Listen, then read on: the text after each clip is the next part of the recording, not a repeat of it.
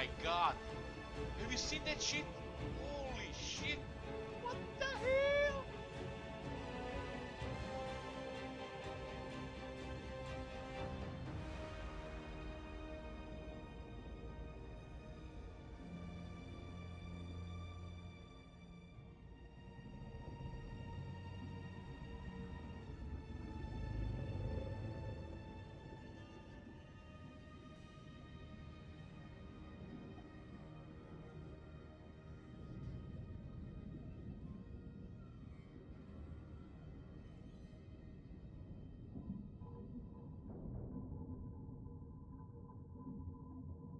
Hey guys, what's up? Finally the wait is over. 5 months. 5 months of suffering. But hopefully it's all worth it. We get a big ass patch. 6 new factions. And we can finally start another Gorst campaign. What say you guys? Hellman Gorst full domination. Look at that, plus 12 charge bonus for corpse guard units. Casualty replenishment rate plus 20%. Recruit rank for the corpse guard units so you even better with that charge. Research rate plus 30%. What's not to love here? We'll check out some of the changes here on the main screen. I'm not gonna be entering a campaign with every lord to show stuff. When I start a campaign, We're not gonna check everything. We must preserve this. We're gonna go into detail when we start the campaigns again with these lords. Look at this! Look at this nice new main menu screen. We even have a new soundtrack. A lot of new sounds. Love it. If you guys haven't claimed the Lochir Felhard, you have to claim it on Steam Store. You do not get it automatically with the update. He does look badass. I am Tyrion, heir of Anarion. There is no limit to my power. No limit to your power. We'll play with your power next year. The Ever Queen. So the Blessed Dread is one of the new factions. One of the Dark Elves. We have the Blessed Dread on our Twitter follower goal. Otherwise, we'll not play it. Maybe somebody requested it earlier, who knows. Enough about that. These are the new group of factions from the Vampire Coast. I don't really like it, you know, when they create a group of faction called Vampire Coast and there is then a faction called Vampire Coast. It's like Dwarf Realms and you have dwarves. Need something more appropriate with the name. So who you playing? Vampire Coast. But who you playing? Vampire Coast. But who are you playing? I'm playing Vampire Coast. So we are planning a Luther Harkon for the first campaign. But before this, I wanna show you something. My favorite changes in the patch. My favorite changes. Not even about the vampires. So look at that, plus 30 with Winter Magic Power Reserve. Where is it? Where is it? Oh, the Beastman has new faction effects and lord effects. Somebody actually listened. They had the worst in the game, and now they finally have something. Look at these changes. Long have you come, Kazrak, the One Eye, for minus 4% recruitment costs to Bestigors, to minus 30%, to now to 50% with other stuff. You finally got the legendary lord deserving lord effects. But my favorite changes are the Malagor,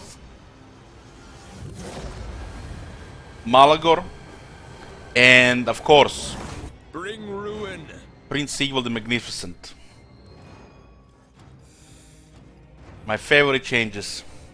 This makes this guy definitely the best starting lord for Chaos. He was before, now he's like not even considered starting with the other two. Plus 15 armor for the Lords and Embedded Heroes. All Lords and Embedded Heroes gets plus 15 armor. Archaeon, Kolak included. Why would you ever start with Archaeon and Kolak? And your early horde starts with extra growth. He's truly magnificent now.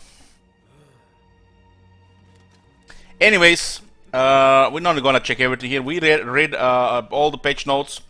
Some of it is probably not in the patch notes, but we'll discover in time. The Vampire Coast. The Vampire Coast. Mine. So let's get to it.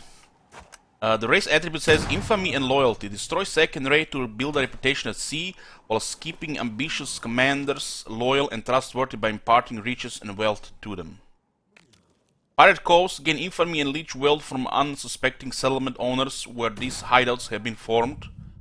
And extra powder boosts the power missile units can output in battle while they have high levels of ammunition at their disposal. All really cool stuff. We got another group of factions. And they come with 4 lords. Praise Sigmar, they removed the mini campaigns. Tomb Kings, and now the Vampire Coast. Some of the best DLC ever made by the CA. This is some proper DLC stuff. Almost like a whole expansion. And with getting 6 new factions, these 4, the Blessed Dread, and the Battle Legion.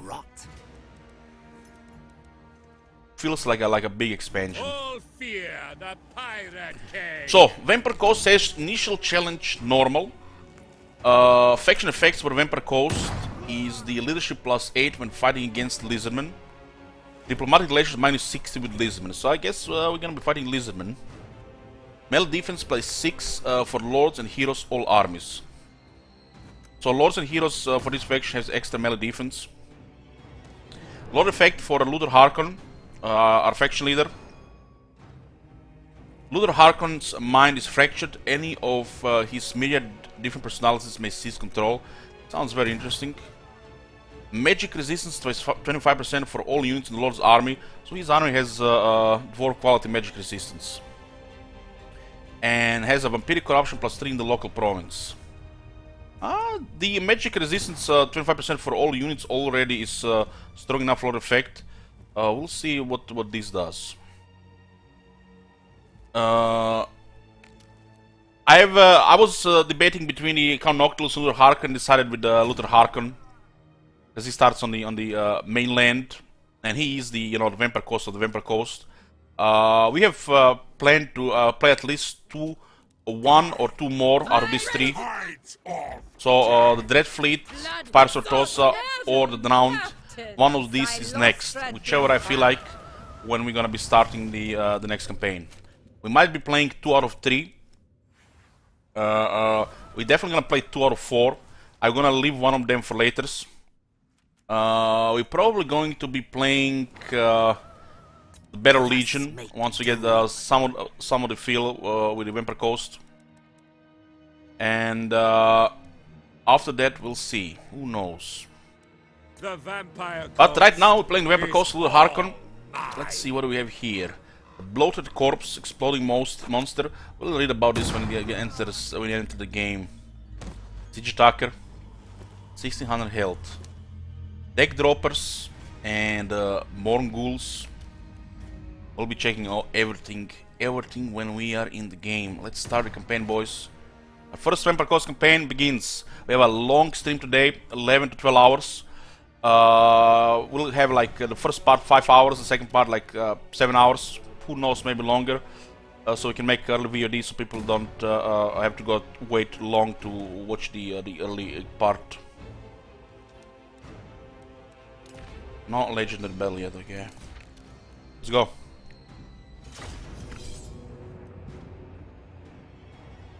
Elich pretending like he hasn't seen everything already. Oh man, shit wizard. I mean, shit wizard, you have to now pretend you haven't seen it before. Oh. Super Poggers 6,969. Hey, RuneScape, thank you for 69. Love you too.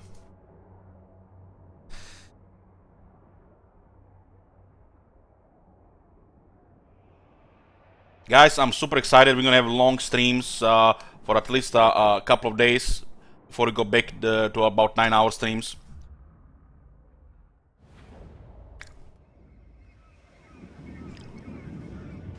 Oh my Greetings, god. Arch Have you Grand seen that Commodore. shit? Holy The oceans are ripe for piracy, and you, as the founder of the Vampire Coast, should take to the seas at once. However, in the north, a crew abandons your command.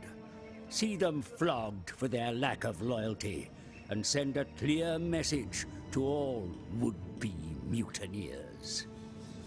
The oceans of this world are a ferocious and deadly place, but nothing compares with the galleon's graveyard.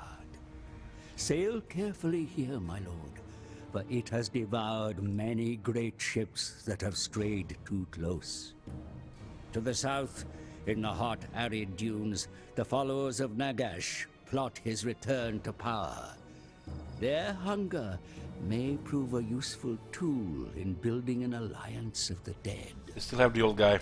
Across the straits, elves and the accursed lizards rule the jungle cities. As you well know, much gold can be plundered here, and resources gathered to further your fleet. Just avoid the cursed treasure. I know I speak to not one, but many who inhabit your fractured mind, Lord Harkon. And that some consider this a weakness and curse. But like gold doubloons, more is better than one. Raise anchor, and as one, begin the reaving. Oh boy. Oh boy. Here we go, boys. How they play. Let's read this. It's the first time. Enlist and expand your crew via pirates elements or from your legendary lord's flagship. Pirate crews and shipbuilding. Your lord operates as a mobile fighting and construction platform. Sounds like a horde. Independent from normal empire building and able to recruit or construct from their flagship at sea or on land without the need of a settlement. That's pretty cool stuff. I like this already. Infamy. To become a legendary pirate, you must first acquire infamy through your actions. Defeating armies, capturing settlements, and establishing pirate coasts will increase infamy levels. In doing so, your ranking on the list of infamous pirates will improve, rising towards the top and drawing the attention of legendary pirates in possession of the powerful verses of the Lost Sea Shanty. Most infamous pirates to sail the oceans are listed here, ranked by the level of infamy they have acquired. You can increase your infamy through actions such as killing enemy force in battles, breaking elements, assassinating characters, and establishing pirate coasts. Oh boy. Oh, I missed. Hobble, thank you for Twitch Prime.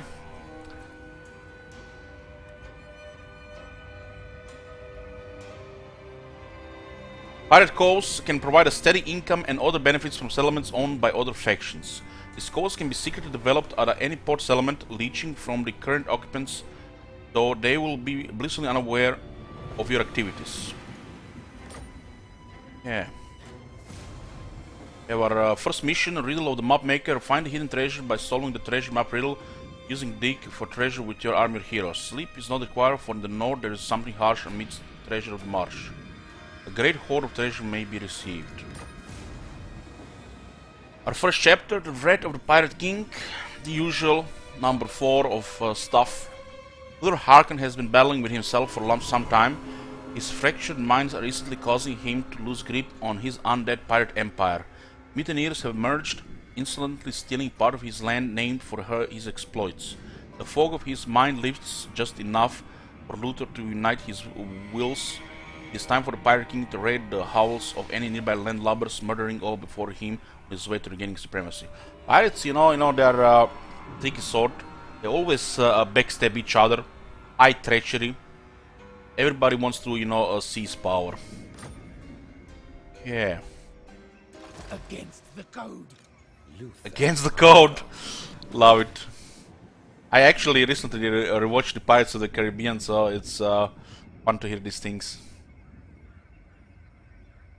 What do we have here? We are there are 14 pirates here on the list. Luther Harkon is we're last here with 200. Even Celostra, what is it, Celostra? Direfin is ahead of us. Renessa also. Some Baron von Hasty is first. What does it say here? Gained, lost. So infamy is like a like currency for this. We do get background income of 2,500. Yeah. Obedience to the vampires. The stronger the grip of the vampires have on society, the more docile the remaining mortal population becomes. So it's the same as the vampiric corruption. This doesn't say on the main menu, guys. Look at this. It actually says plus 60 with the faction of the followers of Nagash. But it doesn't say on the main menu screen now. So we have the vampiric corruption, same as the vampire counts. Captain of the Coast, what it says here, we're gonna be reading a lot of this stuff, guys. Luther Harker never chose to come to the New World, but fate decided that he must conquer this exotic land of the dead. Lastly, conceals ancient secrets and great power. Harkon's lust will not be sated until his zombie army rules this land from coast to coast. Diplomatic relations plus 60 with the faction of the followers of Nagash. So followers of Nagash might be our friends here. Pirate crew recruitment capacity plus 2. Diplomatic relations minus 100 with the faction of the Vampire Coast Mutineers. Is it gonna be our rebels? We have the 3 types of heroes: the Vampire Fleet Captain, Gunnery White, and a Mongol Hunter. Is this a typo or is just like this? Suitable climates: temperate, wasteland, frozen, ocean. Ocean is new. The ocean will harbor many great wrecks and treasures, as only the best seafaring races can truly master its currents and tides. Savannah, desert, jungle, and the temperate island. So Ultuan is suitable. Unpleasant are the mountains, and uninhabitable chaotic wasteland and magical forest. We're at war with Vampire Coast Mutineers. Yeah. Let's check the victory condition before we get into any details. So, short campaign victory says at the start of your turn have at least 6,000 infamy.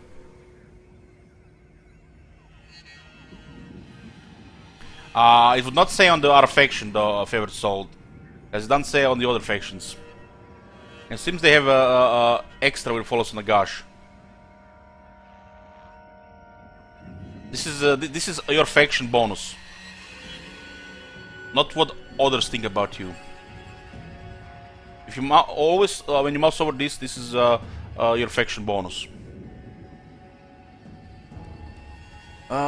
So maintain control of 12 provinces, including the following, either by direct ownership or through vassal military allies: Vampire Coast, North Great Jungle, Town Great Jungle, Heron Jungle, Crimin Jungle, Jungles of Green Mist, Volcanic Islands. So a lot of Lastria.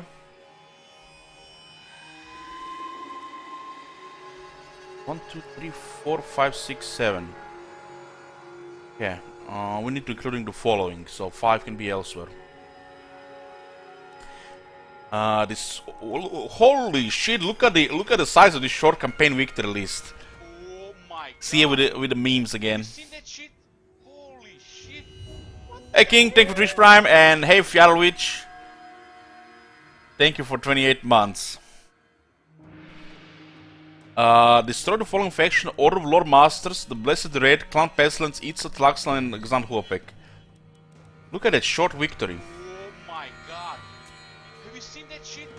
Holy shit. What the Control any of the 6 following settlements. So victory settlements have been down to 6. Okay, I like this. I like this.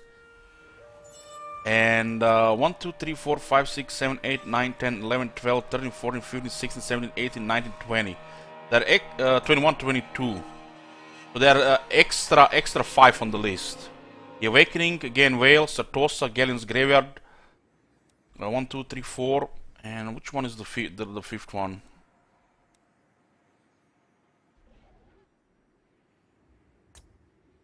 Looks like it's extra 5 on the list. Hammery is twice, huh?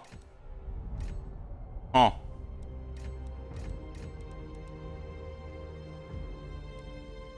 You know, guys, you can have a day in Total War without discovering a new bug. But you know, this is new stuff, so yeah. At least we're not discovering something that's been here in the game for 5+ months. I like it 6. I like it 6. The victory settlement list should be always bigger with less to capture, so it doesn't feel like a really tedious long game if you don't want to play a long campaigns. Because you know there should be way more victories listed here. And should the two of the following buildings have been constructed: the Ancient Vault and the Black Coffin. Sounds like landmarks. Maintain 80 units in total and restore Harkon's mind. A long campaign victory required extra infamy, 25 provinces. And the list is extended to all of Lastria from the looks of it. We just have to destroy everybody in Lastria from the looks of it as well. Also last defenders who are not in Lastria but at the end of the world on the other side. You can't even sail with a ship there.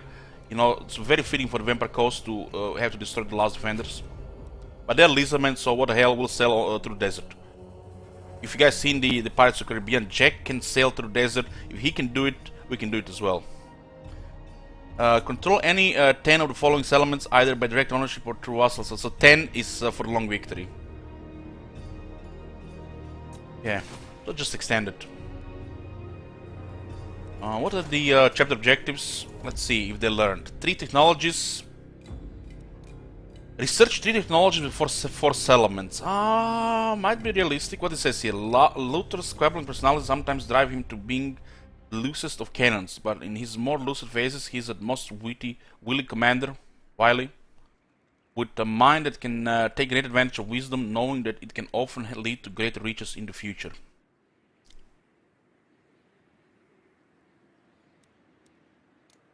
Win 3 battles. Okay, this one is actually doable. Finally a proper chapter objective. 3 battles before 4 settlements. So this one will happen. Because you know, this requires 4, but you need to win 3 battles. So by default, you're going to complete this no matter what. Surprising they didn't put like 5 or 6 here. Luther's murderous personalities might not always concur, but one thing they can agree on is whether or not to attack when a target presents itself. The answer is often a resounding yes from all sides. Kill 1000 enemies in battle before 4 settlements up, doable as well, so we get this by default. The Pirate King is unhinged, to say the least, angrily craving to have his murderous spellcasting abilities back. Talmadge's mind gains a little appeasement from taking a few prisoners as possible in battle. We have search any ruined settlement for treasure. So it actually requires us to waste the whole turn to look for treasure. Harkon's mind was broken by the seal of Lizardman Temple. Perhaps it can be repaired if he can just find some other tidbit of information on the spells that took his power. You actually get some information about the faction and the lore you're playing, but if you, I think, go open the wiki, the thing on the map, like here on the campaign map, it actually gives you a lot more lore about the character. But we're not gonna read walls of text here. We already read plenty. And reach rank 5 with the Luther Harkon, the Bane of Eastern Lastria. Once an unknown worldly vampire, Luther Harkon now casts a dark twitching shadow across the eastern coast of Lastria. The greater he becomes, the further his influence shall extend.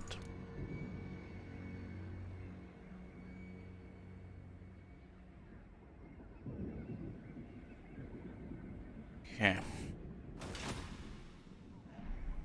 They run the treasure searching ruins, so it's cooler now. We'll see. Yeah, just a moment, guys. Let's check out the Lord. Of the Vampire Coast. The Arch Grand Commodore.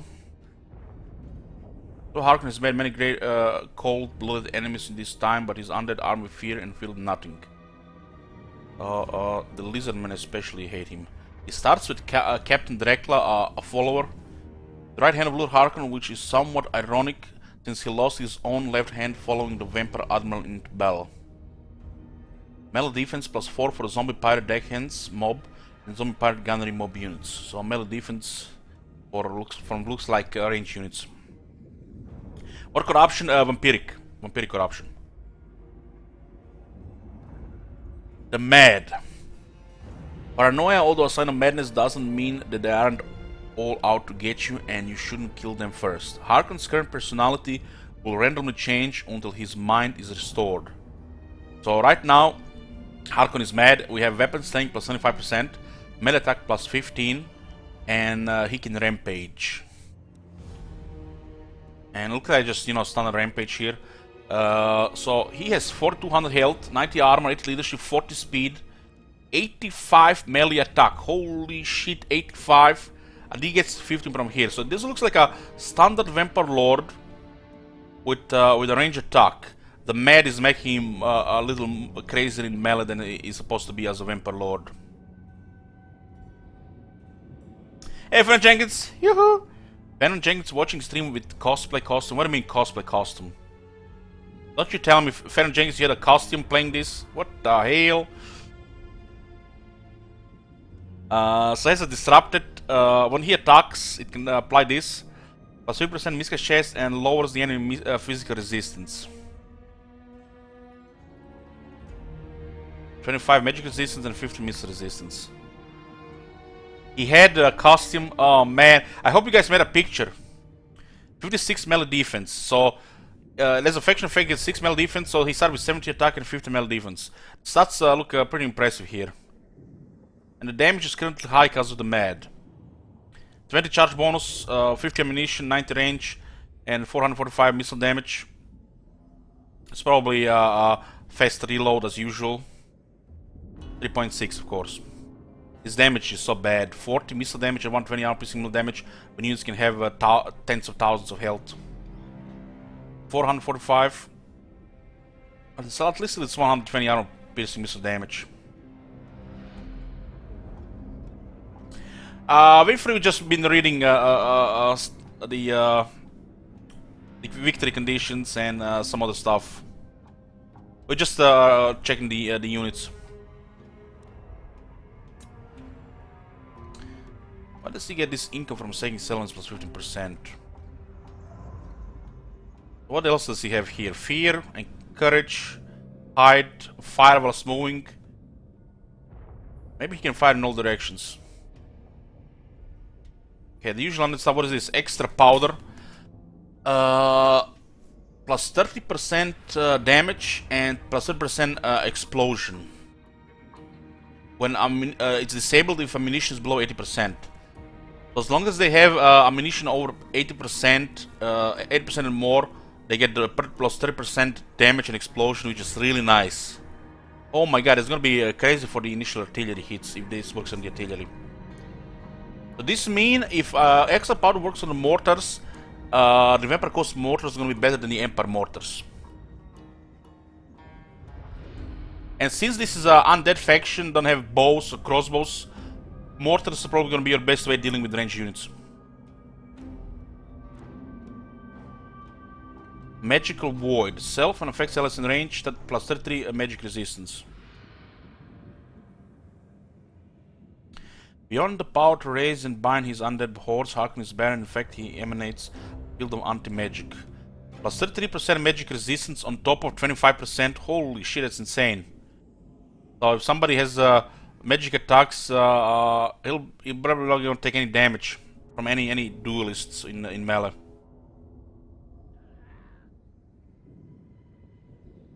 Low reroll is pretty good, but I wish characters did way more damage. This is really misleading. This is never gonna be powerful in multi-scale. And Power Siphon has a hex, 4 uses, 30 seconds, 100 meter range on an enemy. It lowers their vigor and increases their ability to recharge 15 seconds. Okay, so it looks like pretty good here. The magic resistance is very impressive for rank 1. The magic it's almost like immune, gonna be immune to magic. Okay, let's see what do we have here. Slan Gold. It's well known that Lustrine Gold is enchanted with all manner of esoteric properties. Harkon thinks it will restore his fractured mind. Supernatural. Oh guys, I have to see this. Oh my god, what the hell? How did I miss this? Nobody sent me any pictures. What the hell? It looks like one of them Spanish playboys.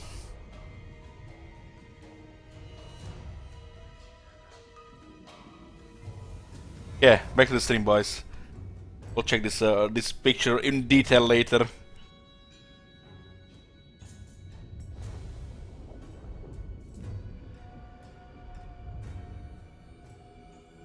Oh, Fenron. That's why you should not have a camera.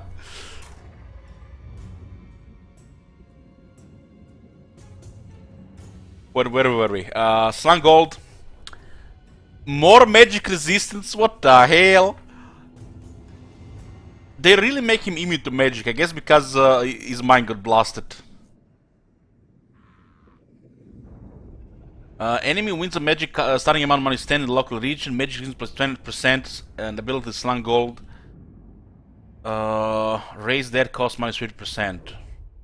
So it's much cheaper to raise the dead. It's this item doesn't look nothing special. Looks like it's an enchanted item, so for this slot is not bad, but nothing special either. But adding more magic resistance,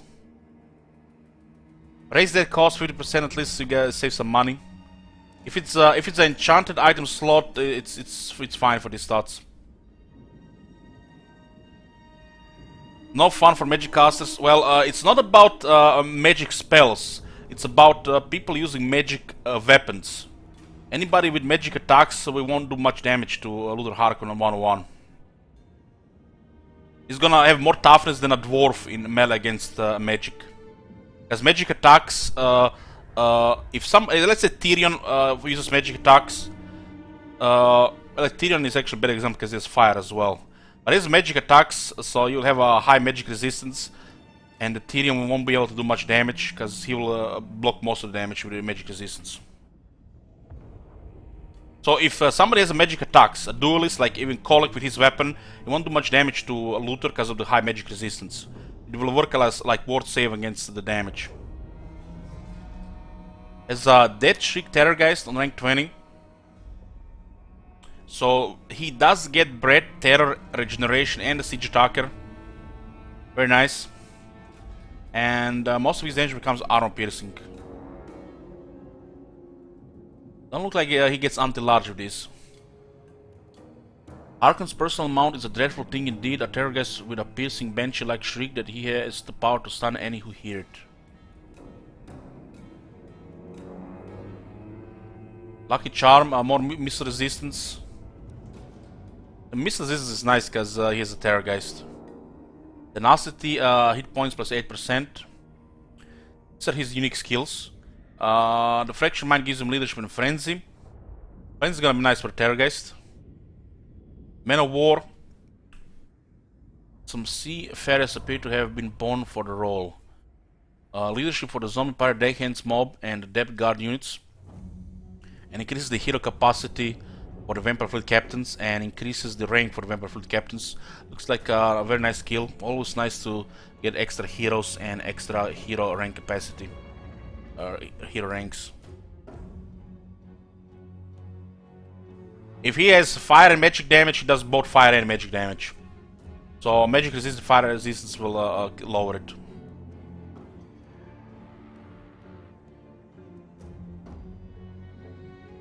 He pretty much counters physical resistance, but he does not counter fire or magic. Sever from the winds. What the hell? More magic resistance? Okay, they gave this lord cap on the magic resistance, guys. Which means he will take next to no damage against magic attacks.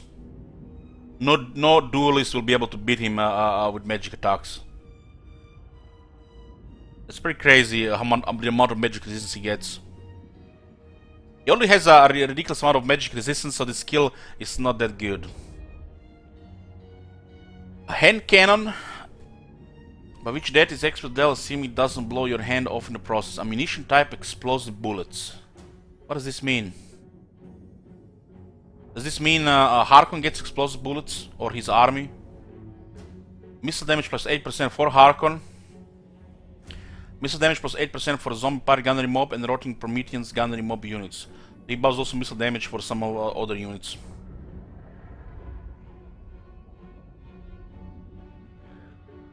Watch the release trailer for Vampire Coast on YouTube? No. Moment of Lucidity plus 15 armor and 88 melee defense for 1 skill. Hell yeah! This is so good for Terrorgeist. Really good. Pirate King, upkeep minus 10% for all units in Lord's army, global criminal capacity plus 1. Solid as well. Solid unique skills. So he is he's kind of like a vampire lord, but he has no vampire magic. Huh. So he's not a wizard, he's a fighter. Fighter on a Terrorgeist. He has access to hunger, so he can have hunger and regeneration, which is pretty strong. Supernatural horror. He has a supernatural horror on rank 5. Why they put this skill when the Terrorgeist gives terror? Yeah, this is very weak. Forger. Income from raiding, income from all enemy. Looks like another trash skill. Smuggler. Campaign movement range plus 8%, local recruitment capacity plus 1. This is nice. Not sure if you can take only one of these, who knows. These are like the pirate attributes. Poacher gives him anti-infantry and recruit rank for the zombie party gunnery mob. But send off an infantry is not bad for 1 skill point. Arsonist gives him fire resistance and missile damage for the Carronade, Mortar and Queen Bess units. Carronade, I'm guessing, is their cannon unit. Okay, this is okay.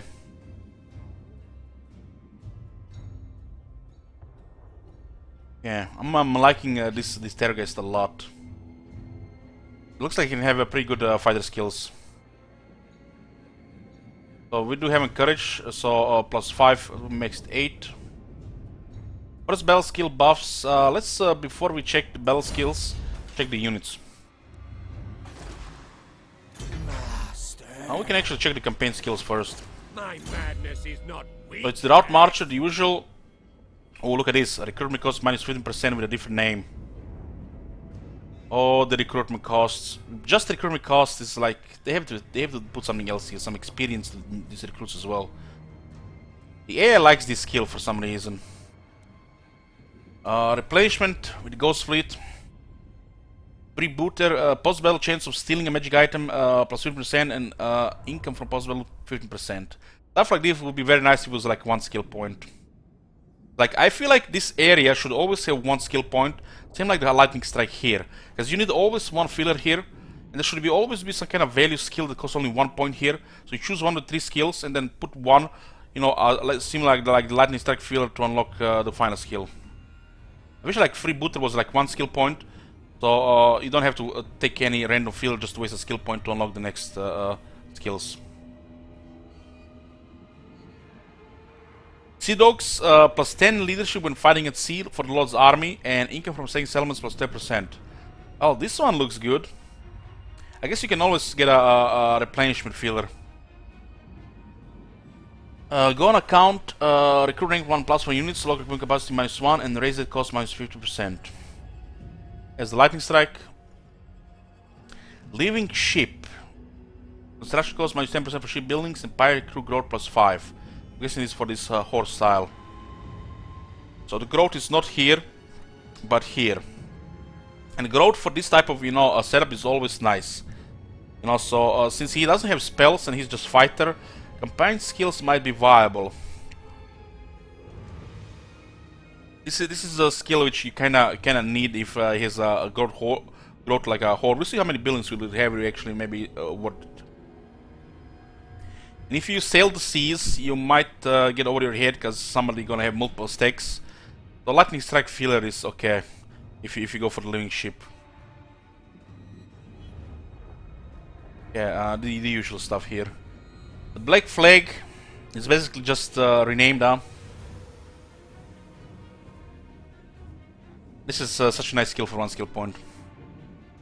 How many factions in the game has last campaign skill, which is absolute trash compared to the new stuff? Living Sheep should be in the first selection with a freebooter 1 point. I agree. But you get what you get. Let's see what do we have here. Holy shit! Okay, the growth might be needed. It's +4. It's not as low as the Chaos or the Beastmen, but holy shit, that's a lot of buildings. And if you can build this ahead of time, all the better. They have a ship recruitment, ship structure, and unique. What the hell?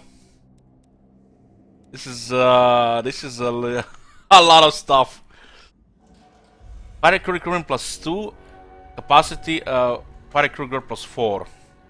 It looks like they get plenty of growth.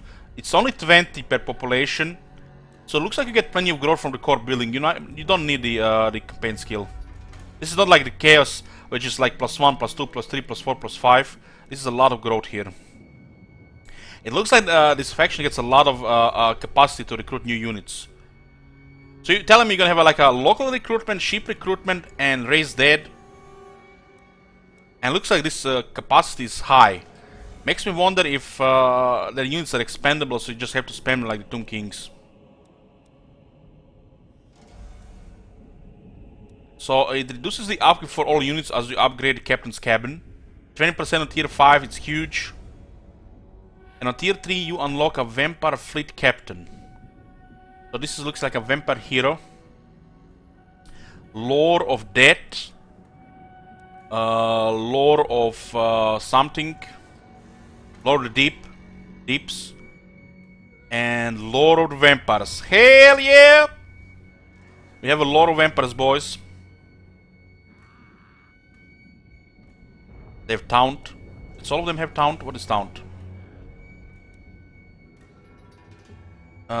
It's a Hex for 70 seconds, 100 range, lower armor, melee and speed.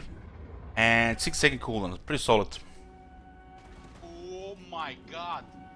Have you seen that shit? Holy shit. What the hell? Hey, Swing Guy. Thank you for the 6 months. What is this?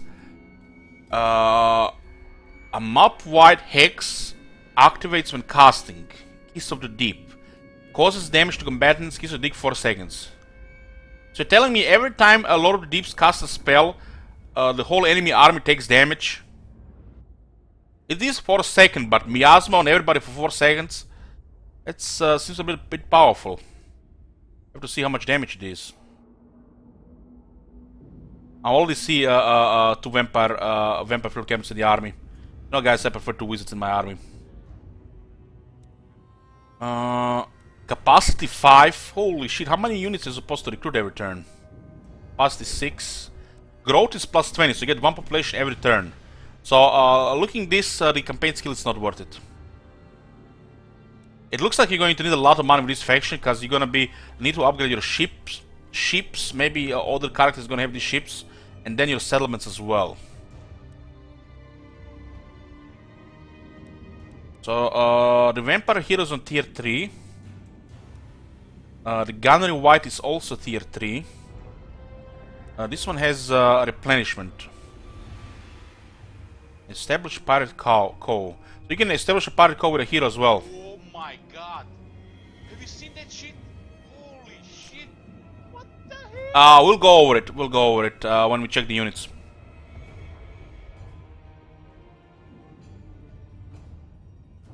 For a Horde faction, it's always 20.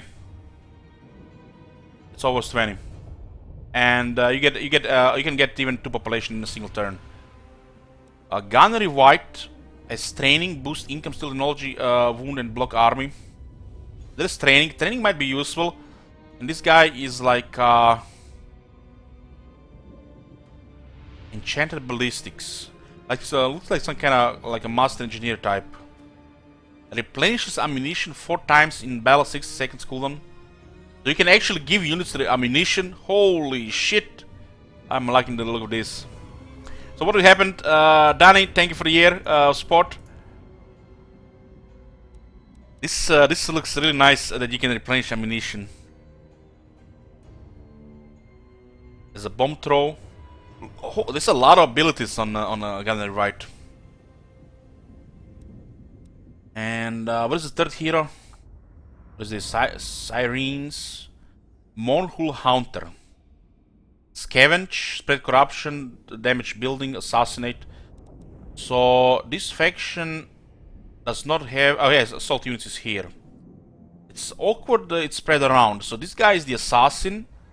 This one it blocks the army. And this one assaults the units. So they don't have assault units and assassin the same hero. But look like these heroes are way more useful in the army.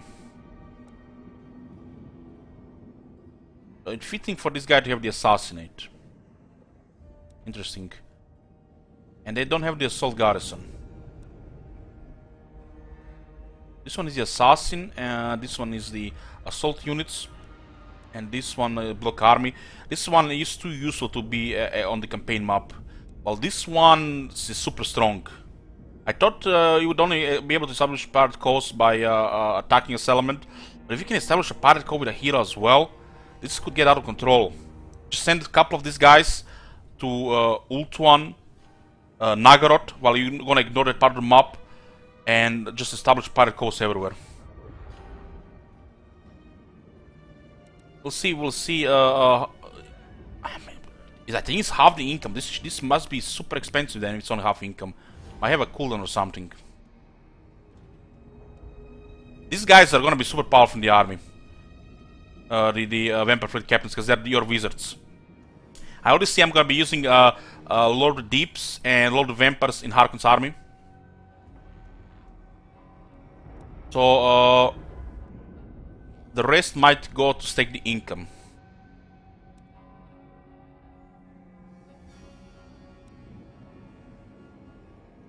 Here are some creatures of the night, the very stuff of nightmares. Mongol hunters strike fear into the hearts of their helpless prey. Siege attacker. This is like some kind of fighter. Deadly onslaught, foe seeker, hunger. Holy shit, chilling aura, stalk. I'm in love with already this. We're gonna have to see the stats of this thing. Okay, these are the heroes. Let's check the units. So the tier 1 units are the zombie pirate deckhands mob. It looks like just a melee unit. Nearly 12,000 health on 160 entities. It's a mid shield. It does look much better than the regular zombies. 35 leadership, very slow. But you can you can buff this thing. It looks like it has some melee defense buff from somewhere. The zombie pirate deckhands mob, so +4 from here.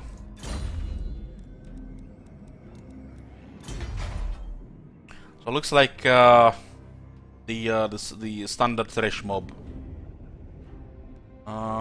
Nothing really special here. That's a lot of health, and if you can increase armor, it can be tanky as well.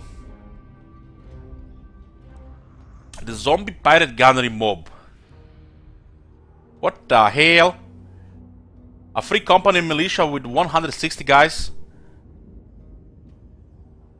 Fire whilst moving. They have very low health per entity though. That's very low. 160 with this health. But they do have a range attack. They're also affected by the extra powder. It looks like a zombie free company militia. It even has 2 AP, not 1. So our zombie pirate deckhands mob and a zombie pirate gunnery mob. These are our tier 1 zombies. We also have a unit of Fellbats. Oh man, they didn't put a different unit card for the Fellbats with Vampire Coast. Come on. If you're gonna put Fellbats on this faction as well, just give it a different picture, just different perspective, like right in your face. We have the Fellbats, the annoying Fellbats. They're 44 melee defense. So this just basically unlocks the units. It's your basic recruitment. Does it still work the same in the settlement? Basic military. Yeah, it's the same. Curse my crowded psyche. The tier 2, we have Zombie pirate deckhands mob with pole arms. They have zombies with pole arms that are armor piercing. It's basically the same as the one below, except this one have dual swords and this one have the halberds. This one has no charge bonus. It's 3 charge bonus, but this one has charge bonus of 10. 23 speed, 23. These ones have higher melee defense. But they're halberds, so must look cool. 19 armor piercing damage and 13 bonus versus large on a zombie unit. What is this? What is aquatic bonus when they are in shallow water? Whereas some units struggle to fight and move in shallow water, aquatic units excel. Infantry in shallow water get penalty to movement and attack, while aquatic have bonus in it. So they have a slight upper hand if they are in the water against non-aquatic units, infantry units. The Scurvy Dogs, it's a war beast unit. Looks like dire wolves. So they have a different picture for dire wolves, but not for the bats. 95 speed, 30 leadership. That's a low leadership, but the dire wolves also have low leadership. This thing melts in a direct contact. But you hide them and you chase something that's breaking. This is main deck. This is the gun ports. This two unlocks the next missile unit, the Zombie Pirate Gunnery Mob. All these names are so similar, it's gonna take a while to remember all of them. There is a Zombie Pirate Gunnery Mob and Zombie Pirate Gunnery Mob with handguns. Handguns? 160 guys. 160 guys with handguns? What the hell? And it's a very high damage for range, just a longer reload time. So handgunners have 90, thunderers have 80. Vampire Coast guys have 160. The reload is lower, but it's 160 guns. Wow.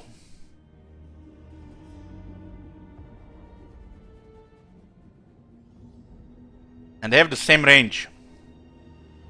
Wow. I'm already in love with this. 160 handguns.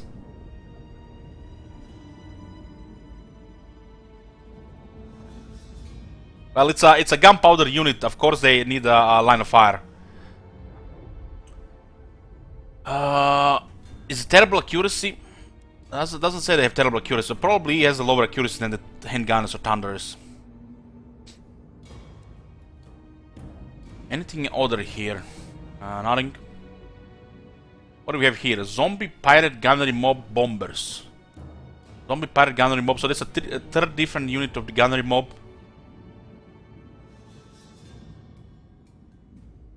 These ones have bombs.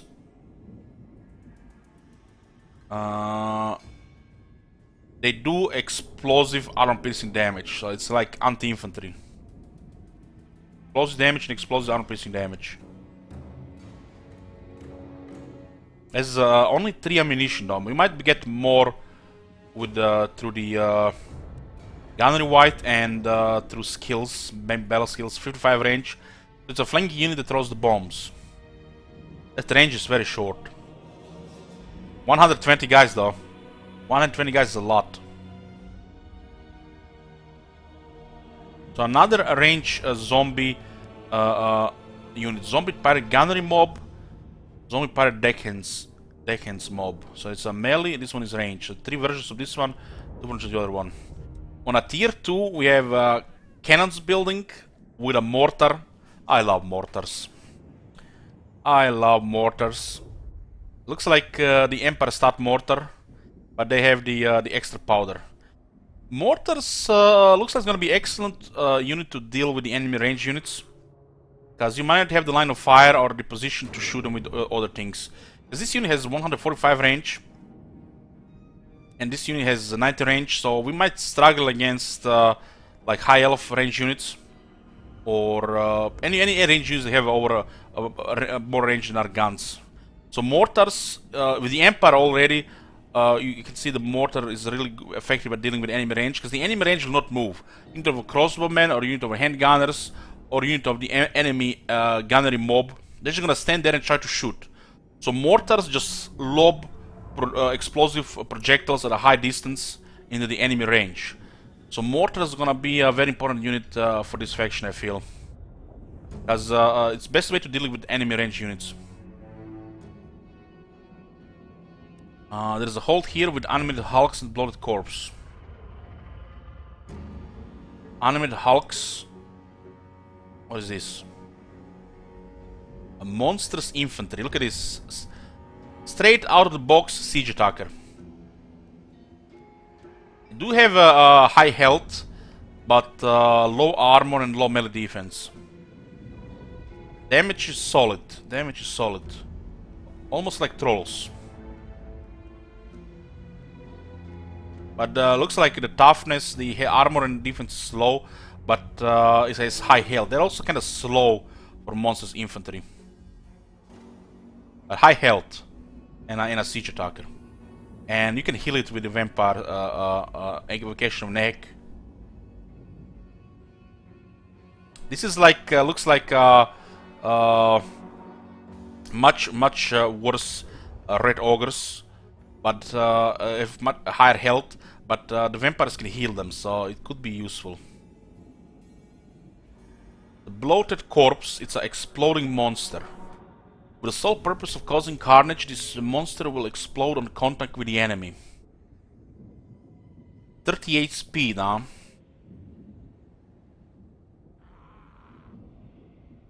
The health is 1600, but it's only one entity. That's a lot of health for one entity.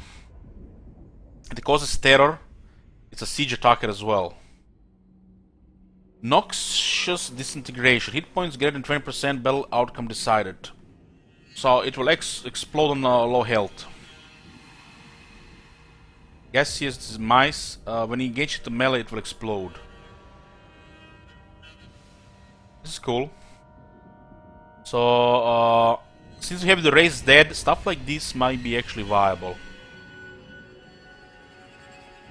And this is it for the tier 2 units.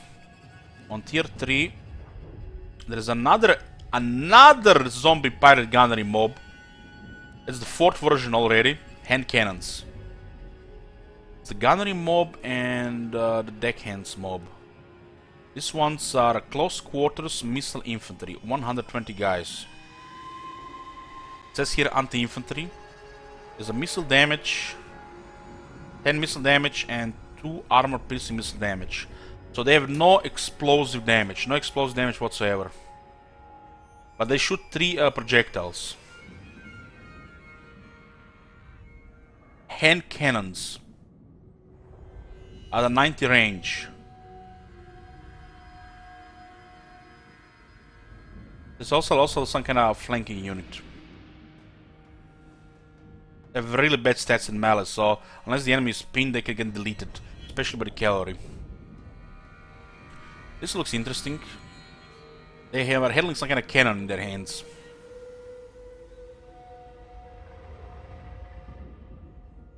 Other tier 3 unit here on the crow's nest. This one unlocks the hero. Deck droppers, special range weapon, fire whilst moving. This looks like some kind of pterodons, except, you know, it's the bats carrying it's not even handguns. It's something between a gun and a handgun. Does not have the AP damage of the handgun, but it has much higher missile damage. Looks like kind of pterodons, yeah. 24 guys. This looks like a harassment unit. The range is very low. Maybe they have 360.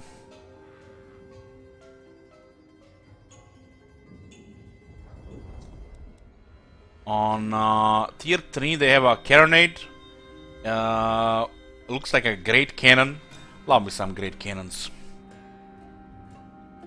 Very high armor piercing missile damage, but also very high reload. Stuff like the great cannons, and the carronade now. These units require high experience to be effective. But don't dismiss these units. This high range will counter enemy artillery. If you want to deal with the enemy artillery, just put cannons on them. It will destroy any enemy artillery. But they need the more reload buffs.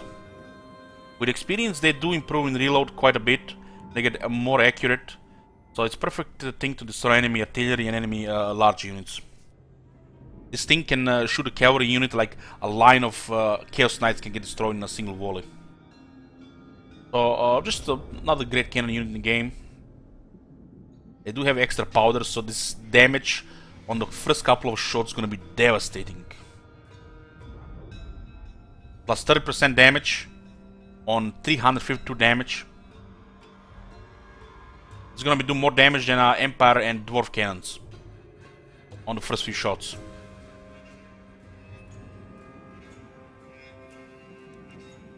Cattle hold, whole building, Sirens, Mongols, and rotting Prometheans. What are the Sirens? Looks like a Wraith unit. Causes terror on tier 3. Nice. 60 with 5000 health. And trailing attacks. Unit melee attacks can stay on the hand of those on the receiving end.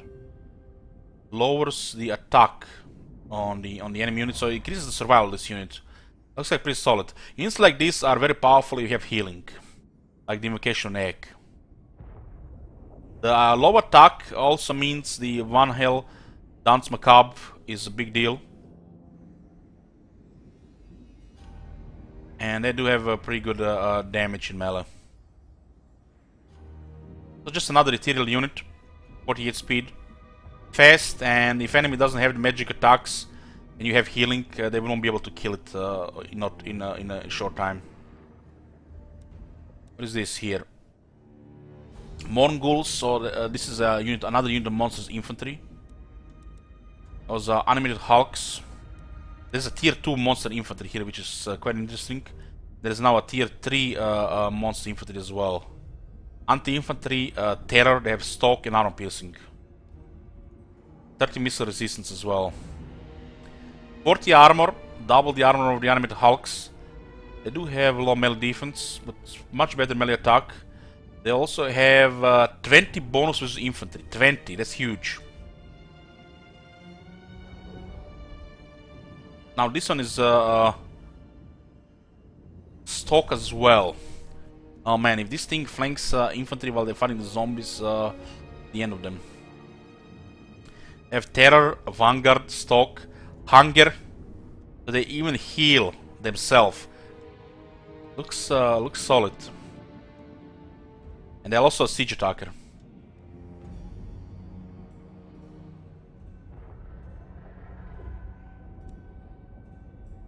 Rotting Prometheans. A monstrous beast. Monstrous beast. So it's not another monster infantry. 12 in the unit, in the squad. Defender. This elite unit excels at pinning the enemy down in melee, buying time for the rest of your army to get into position. This has 120 armor and 8000 health. That's a lot of armor for a tier 3 unit. A lot of armor. Those are some kind of crabs, yeah. Solid melee defense, really nice. Probably gonna go over 60 with the experience and other stuff. And solid melee attack too. And it's even fast, 45 speed. Somewhat low leadership, but all undead have low leadership because they're unbreakable. And they have the crumbling and disintegrating mechanics. So this is normal leadership for the undead units. Undead get way more powerful with leadership. Leadership is kinda more health for the undead units, because it will prevent crumbling and in early disintegrating. So by increasing leadership on undead units, you kinda made much more tougher. This also for the previous undead as well, Tomb Kings and the Vampire Counts.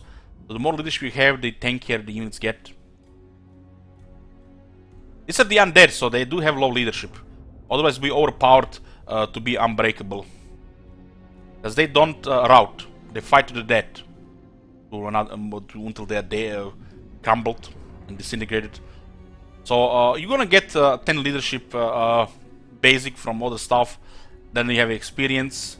You can get 44 leadership unit to over 80 easy in time. As you know, the Lord can give quite a bit of leadership as well, depending, you know, what traits you have. Dead. I'm looking forward to try this one out. It almost looks like some sort of tree keen, but no physical resist. They do have much higher damage though. This might be closer to the female warriors, but still undead, which you can also heal them. Yeah, we've seen that, so that's the tier 3 units.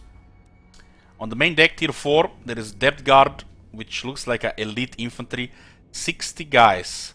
It's kind of weird now seeing a unit like a Depth Guard with 60 guys when there are units like Chosen in the game with 80. But they have 6,300 health. Some really high stats here. They have Frenzy and Hunger. This one are Berserker, Axe Infantry, Anti-Infantry. I'm guessing they use 2 weapons. Damage is impressive. 36 speed. So much faster than stuff like the Grave Guard or Tomb Guard. Those are pretty slow. Regiments also had the charge against large. Yes, they did. So the elite infantry on tier 4. Hunger is really nice in this unit. With 6,300 health and hunger and some other healing, this unit can easily have close to 10,000 health. And they do have 60 leadership. The Rotting Promethean's Gunnery Mob. There are Rotting Prometheans that have on them a gunnery mobs. Siege Attacker, Extra Powder, 31 missile damage. Number of projectiles 3. 45 ammunition, 90 range. They're basically Rotting Prometheans that have guns on them. Man, there's so many gunnery mobs. So many gunnery mobs, and there is only one hand gunner. But you know, Empire has standards.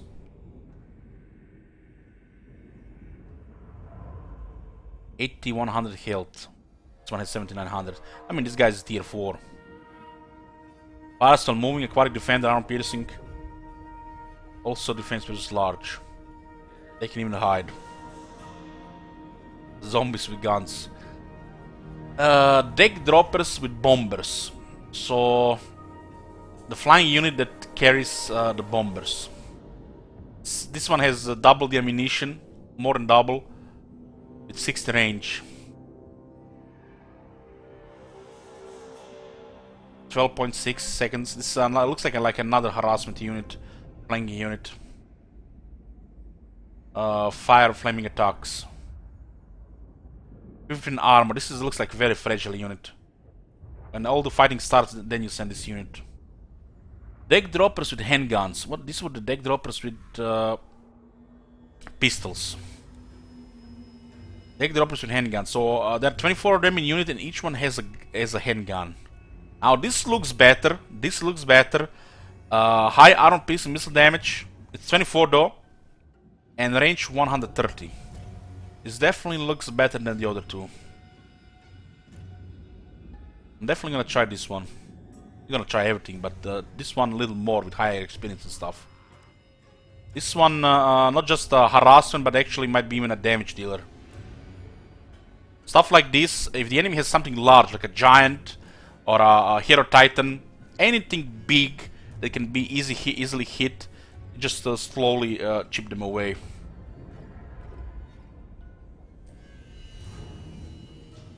And there is deck gunners. Interesting how there is a mortar on tier 2, cannon on tier 3, and then on tier 4 is an infantry unit.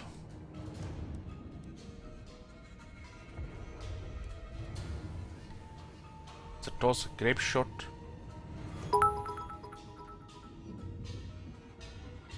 Ahoy. Hey, Chris Port, Buddha. Pirates. Thanks for the bits. This one have 245 range. Look at that charge bonus of 1. What the hell? 37 armor piercing missile damage. Reload 9.3. 245 missile range on 32 guys. Maybe like one of them weapon teams. This looks very interesting. 245 range. And the missile damage, no explosion. It's single target. I have penetration. That's it for the tier 4 units. On tier 5 we have depth guard with pole arms. Much higher melee defense than the regular depth guard. But of course lower attack as it is an anti-large. Which is just casual anti-large 30. 30 is huge because there's 60 guys. Armored anti-large aquatic. Charge defense against large. Also frenzy and hunger. Frenzy on a halberd unit. Okay. 28 armor piercing and 30 bonuses large.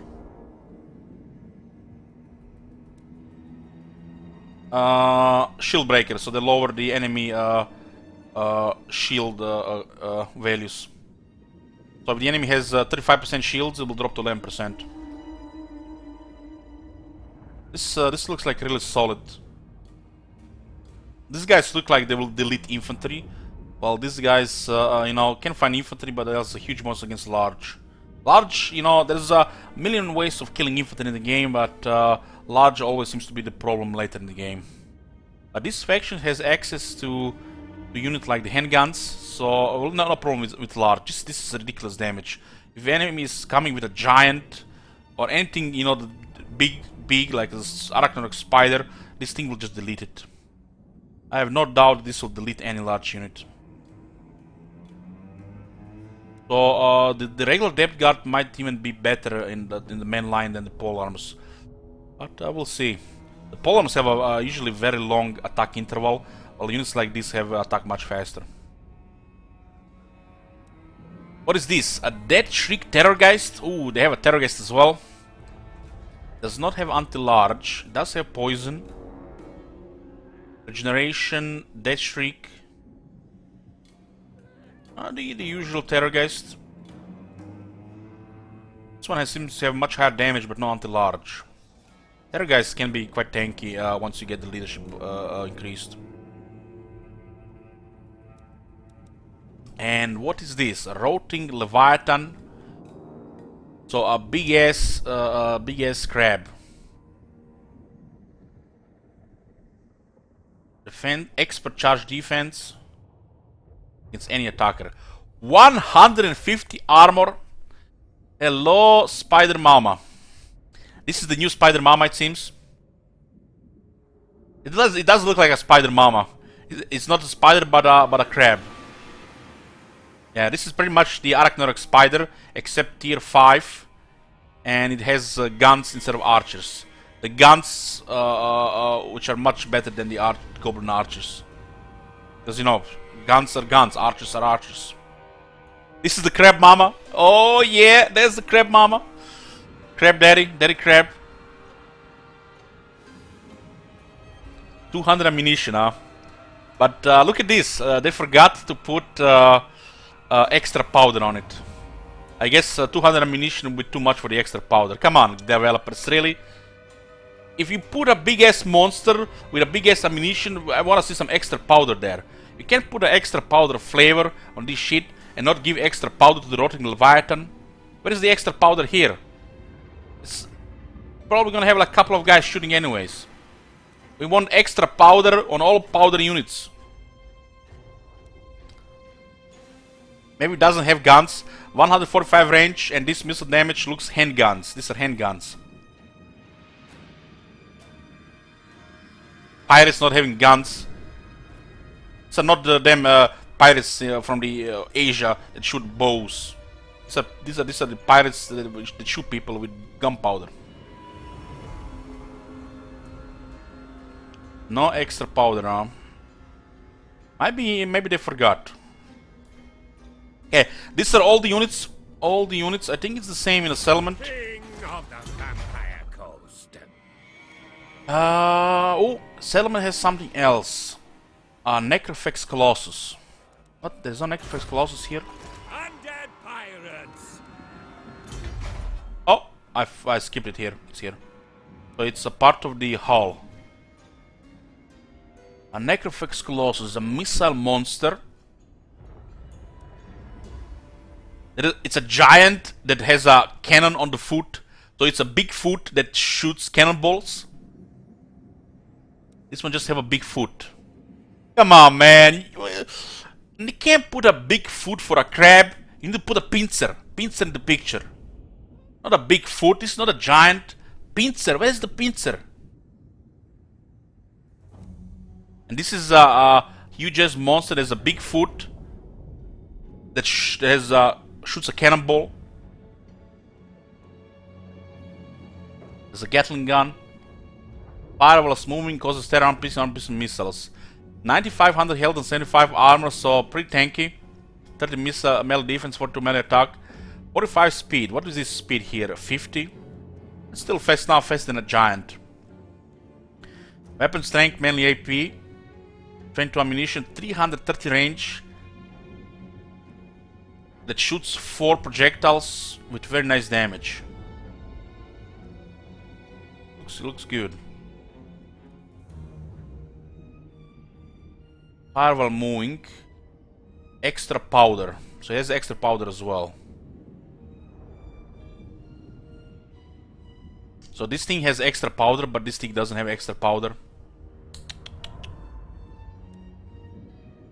Abandon ship one time. What does it say here? Target self. Cannot target if climbing or manning equipment or on a platform. Disabled if hit points greater than 50%. So once the hit points drop below 50%, it will summon a unit of zombie pirate deckhands mob. I'm guessing a smaller unit size of this unit. Maybe like 120 guys, maybe 100 guys, maybe 80 guys, maybe 60, who knows. I don't think it's gonna spawn 160. So abandon ship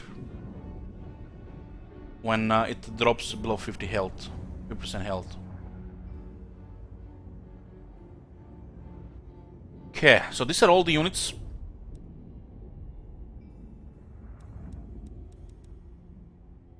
Oh, I totally forgot. We have also Regiments of Renown. It is a Necrophex Colossus, a Regiment of Renown. Flaming has burned. What is a flamethrower? Torch of Bogenhafen. Some salvos of cannonballs, the infamous gallows giant cowers its enemies in a wave of incinerating fire. Holy shit, a flamethrower. You can use it like a couple of times. There's a bonus to the infantry, this one. 4 ammunition, probably can increase this ammunition. A guy with a 4 ammunition has extra powder now.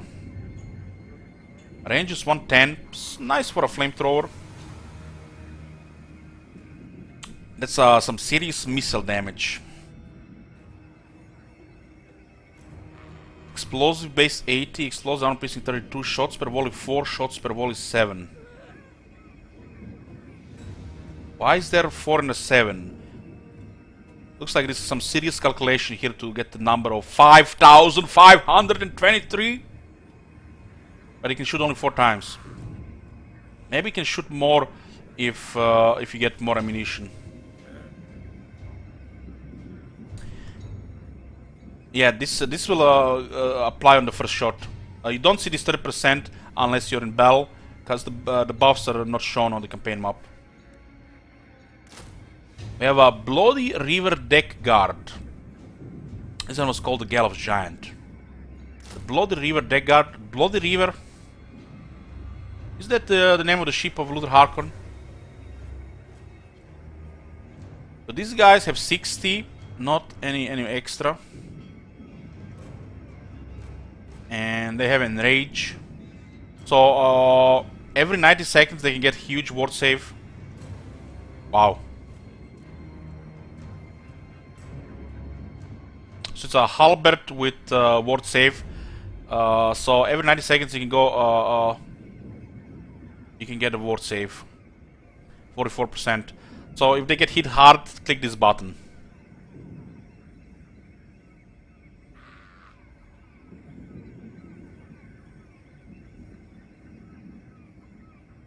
Yeah. The Lamprey Revenge, rotting Prometheans with the gunnery mobs. Regeneration. Yoo-hoo! I just love it when they put the regeneration on monstrous infantry. I mean, these are monstrous missile beasts, you know, it's like, this is monstrous infantry. 45 ammunition. So we get Crab Boys with regeneration. 63 melee defense without technologies and battle skills.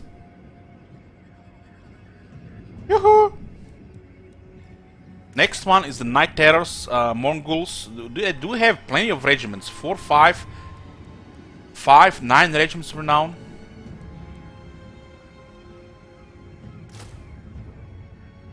The 9 pieces of 8.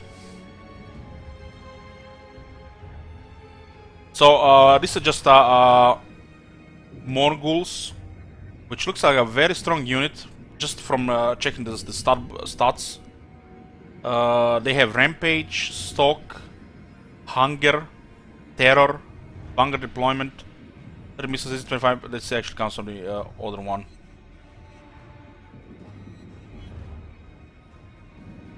I'm not sure what these guys have special over the regular. They have more damage. But they also Rampage. Way more attack and damage. The defense and attack comes from the experience as well. So more leadership, more attack and more damage. And then on the top, they also get rank 9 bonuses. We haven't got we haven't seen the research yet. We're going through the units now, so we can check the battle skills. Shade Raid Gunners. It's a regiment now with deck gunners at the tier 4 unit. They have magical ammunition and magical attacks. Also extra powder, and they have 75% physical resistance.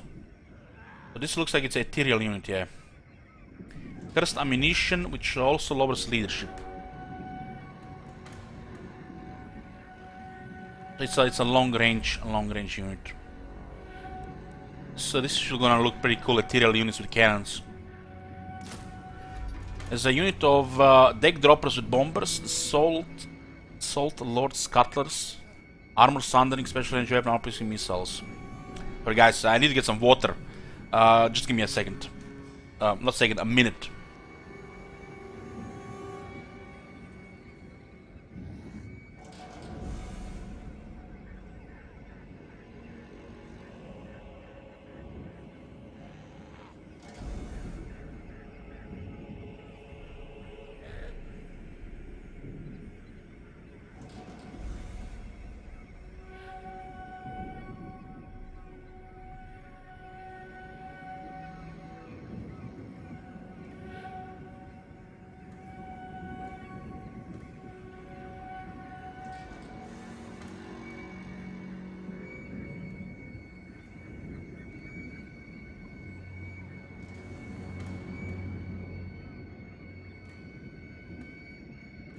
I'm here, boys. Where were we? So this guy's Thunder Armor. But it's just, it's bombers, it's Thunder Armor with explosive armor piercing damage. It's nice to have armor sundering on a flanker. So this guy, like assisting one of the depth guard that is fighting in the area, would make the depth guard kill twice as fast. This unit's, will require finesse to use. The Black Spot, Huh? Now do I have to spit on the ground and turn around a couple of times? A zombie pirate gunnery mob with handguns. Okay. These guys actually have halberds in for melee weapon.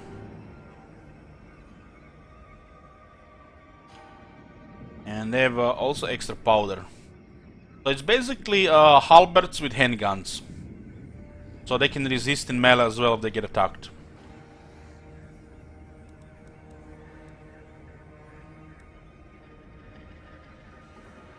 The Tide of Skjold, zombie pirates deckhands mob. Rowdy, perfect vigor and extra leadership, huh? Just a regiment of renown of the deckhands mob. They do have frenzy as well. Frenzy and Rowdy with 45 leadership. My +4 will get countered by the difficulty, so it's gonna be 45. I mean, pretty solid if you can get them early. And the Holy Mama. I guess Queen Bess is the 9th, so there are 8. 8 pieces. 8 pieces. Queen Bess. Does this mean you can have more than one Queen Bess? This unit will become available after performing the rite of the Curse of the Queen's Cannon. That won't be right if you can have more than one Queen Bess, because there's only one Queen Bess.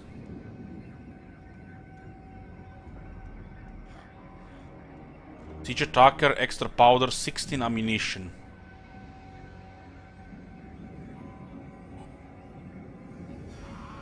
The damage is high. The damage is high. Starts on a rank 9. So it's a cannon with explosive damage as well. God. Have you seen that shit? Holy shit. Hey, Tornado. Hey, Mimda. Yoo-hoo. As a monstrous impact, 10 seconds, it lowers the enemy's speed and charge speed. So if Queen Bess hits a unit and you focus it with the rest of your artillery, that unit might be dead. 450 range, same range as the cannons. The carronade. No carronade regiment of renown, makes me a little sad. I wish there was a carronade regiment of renown instead of one of these regular units, but you can have everything. No mortar and no carronade regiment of renown. I'll be a little powerful. Artillery regiments of renown are always a little powerful. Yeah, looking forward to see this. So this is it for the regiment now. So now we have went through the units. My madness is not weak. Let's check the battle skills. So held together by screws. Bone, muscle, and sinew cannot always be relied upon to hold together unassisted. So this increases the leadership and melee defense for the deckhands and the depth guard. So since you're gonna be using depth guard later on, the deckhands mob getting extra leadership and melee defense will help it tank longer. 8 leadership and 8 melee defense is actually quite huge, especially for the depth guard. So this is quite nice. Looks like a very strong battle skill already. The zombie pirate deckhands mob will also probably mean the halberds, except same for depth guard. So it's both the dual wield and the halberds. Reanimated marksman. Missile damage for the zombie pirate gunnery mobs, rotating Promethean's gunnery mob, and deck gunners units. That's a lot of units in this group. A lot of units. Hopefully, they have not forgot about any of them. Plus 12% missile damage and 18% ammunition. 80% ammunition buff is also a big deal. So looks like another really solid battle skill. Might be finally a faction that has 4 core battle skills. The battle skills for the undead is always really solid. Black powder overload, missile damage plus 7% for the carronade, mortar, and Queen Bess units, and also more ammunition for the carronade, mortar, and the Queen Bess units. Another very solid battle skills. 3 out of 3, boys. 3 out of 3. Rotten Death. It never ends well.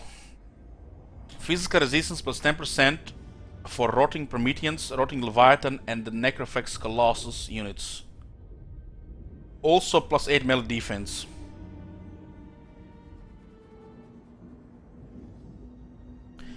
Fizz resist and 8 melee defense.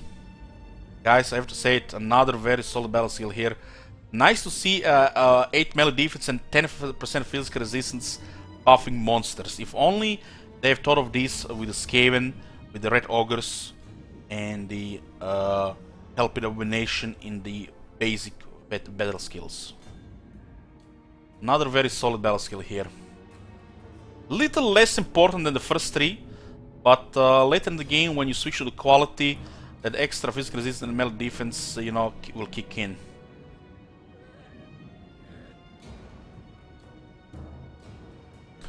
Haunting Horror. Melee attack for Terrorgeist, Scrivet Dogs, and the Sirens. Melee attack for the Sirens, 8 as well. Very nice. Missile damage plus 20% for deck dropper units. Not that very important because these units are more flavor and will require finesse to use. And the charge bonus plus 12 for Terrorgeist, Scrivet Dogs, and Siren units. The buff for the Sirens is nice here.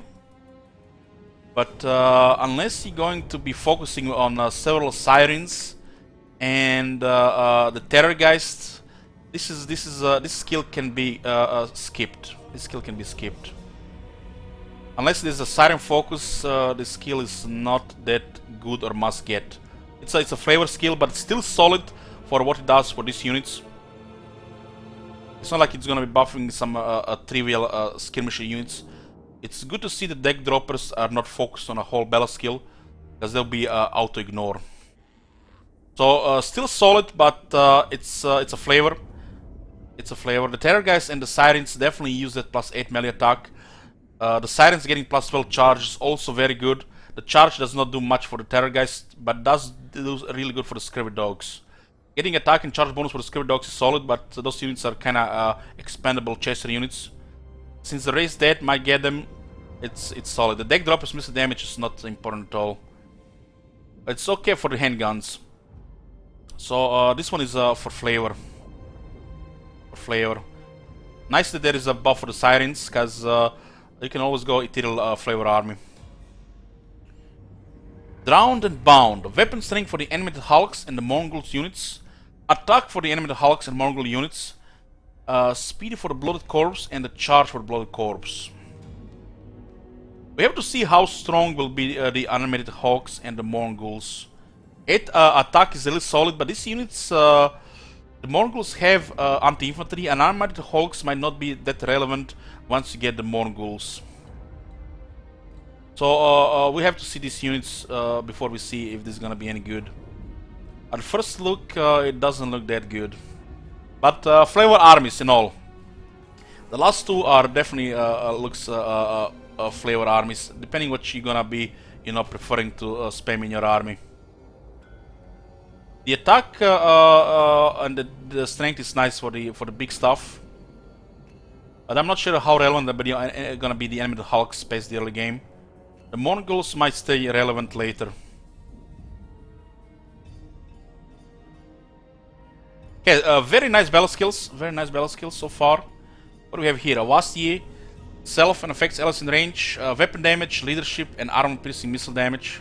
Armor piercing damage. Just weapon strength. Just weapon strength. That's not range. So for the for Harkon and the nearby units. This is gonna be almost like Deadly Onslaught, but it's gonna last 14 seconds. It's not range. The veteran battle skills, let's see. Deadly March, missile resistance for the Zombie Party Deckhands mob and the Depth Guard. Ooh, nice for Depth Guard. Melee attack for the Zombie Party Deckhands mob and the Depth Guard. Melee attack and then plus 18. 18. Oh my god, this is a really nice veteran battle skill. So you can already see a very powerful Depth Guard with Deadly March and Held Together by Screws. And Held Together by Screws will buff your early zombie unit as well. So it looks like Held Together by Screws is a must-get battle skill. And then Deadly March will further buff these units with attack and armor. Looks like the Depth Guard are truly going to be elite. They don't have the huge fighting number, so they need to get extra stats. It's, you know, only fair. The Sorcerer weapons, missile damage for the Zombie Party Gunnery Mob, Heroic Prometheus Gunnery Mob, Deck Gunners, Carronade, Mortar, Queen Bess units. 12% missile damage, armor for these units, and magic resistance. Shame no ammunition here, but 12% missile damage, 20% missile damage. 1 point for 12% missile damage is solid. 12 armor for the ranged units is also okay if they're shooting another ranged unit. Masterly splicing. Plus 8 leadership for deck droppers, scurvy dogs, terrorgeists, animated hulks, mongols, and sirens. 8 leadership is actually a pretty big deal for terrorgeists and the sirens. And the scurvy dogs, they have a low leadership. Melee defense for these units and the speed. Wow, really solid battle skill for the ethereal units. I wish only the vampire counts had a solid battle skills for the ethereal units. Seeing the Drowned and not the Drowned and Bound, seeing the Haunting Horror buffing the Sirens like this and the Terrorgeist together, and then seeing it here makes me a little sad for the Cairn raids. So it looks like the Sirens can get really nice buffs if you wanna make some ethereal flavor. Hardened by Death. Weapon strength for the Rotting Prometheans, Rotting Leviathan, and the Necrofax Colossus units, 12%, that's solid. 8 attack, really solid for the Rotting Prometheans, Rotting Leviathan, and the Necrofax Colossus. More so for the Prometheans and the Leviathan. That 8 attack is really nice. Then also magic resistance for the Rotting Prometheans, Rotting Leviathan, and the Necrofax Colossus. The veteran battle skills are really good. It's like I see no reason why not getting all 4. Unless you're gonna be going with a specific army.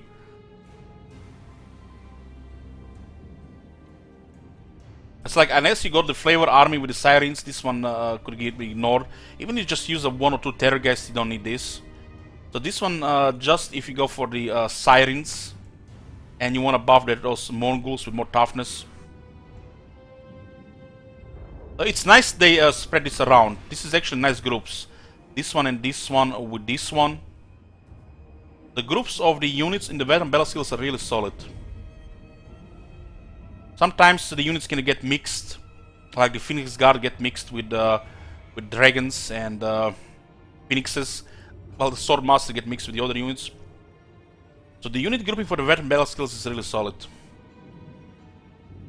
And all hands hoy. 20 seconds, self and the allies in range for 40 meters radius. 16 leadership and 20% weapon damage, weapon strength. Weapon strength is weapon damage and armor piercing damage. So no range damage buff, just weapon strength. So 6 extra second, double leadership, and 30 more seconds on the cooldown. I mean, it's not that bad. I don't think it's worth putting a skill point here. This might be ignored. Depending, this is like a filler skill. This might be a filler skill. This one is already good enough. 40 seconds and 6 seconds. You have to understand 40 seconds and 6 seconds, 20 seconds and 90 seconds. So you don't need this. If it was the radius bigger, might be worth it. But this one is already solid. God. This can be ignored. Have you seen that shit? Holy shit. What the hell? Hey Glider Zeus, thank you for Twitch Prime. Let's check his character skills. Luthor Harkon in this form looks like a fighter. Monkey Jacket, Warsaw plus 5%. Swashbuckler, 8 melee attack and 5 missile resistance. Missile resistance is really nice when you have a Terrorgeist. So 15 here, 15 there, and another 5 here. Melee attack is also really solid for Terrorgeist. Very nice skill here. Master Strike 20% weapon strength, always nice. Scar Veteran 15% hit points, not really needed. Because the Terrorgeist has pretty good health. 12 melee defense, always solid. This two look really nice to get. Missile resistance is only on 3rd point. When you have a large monster you're flying on, you definitely want to consider putting extra missile resistance. Don't, same as the vampire, what they call the pirate captains. I don't think they're called admirals. Can you see battles before now? Yes, you fought it in on a land battle on an island. So another weapon strength skill, which also includes bonus versus infantry, which makes this one a little weaker, but increasing the weapon strength is always nice.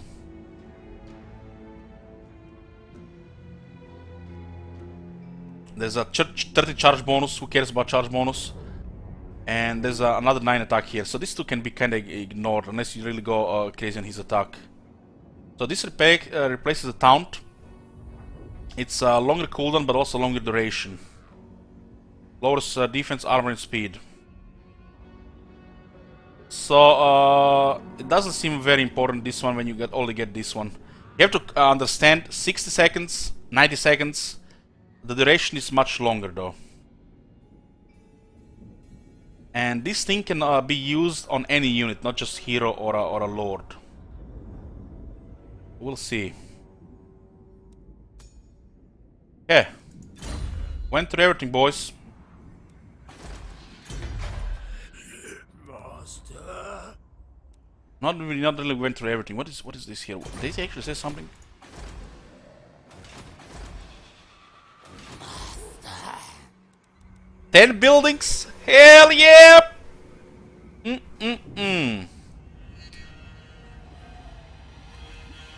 Yeah, I actually haven't went through the ship structure unique. Campaign movement range and winds of magic starting amount. So just starting amount, not extra. 30% more campaign movement range. Holy shit. More upkeep production, more campaign pity corruption on top of this upkeep production. Holy shit. This ship thing here is so crazy. Casual replenishment, more recruitment capacity. Oh my god, and you can build everything. Or it's just 10 slots. 1, 2, 3, 4, 5, 6, 7, 8, 9, 5. 1, 2, 3, 4, 5. 5 and 5. Is it me or you won't be able to build one building?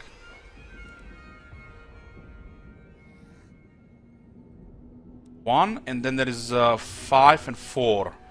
1, 2, 3, 4, 5. 1, 2, 3, 4, 5. So you won't be able to build one of these buildings. Maybe they went into overdrive with an extra building. 3, 5. 2 buildings, Black Coffin as well. 2, 6, 11, 12. So you won't be able to build 2. Which means the crow's nest has been declared poop deck. Not gonna build this shit. And we'll see what else.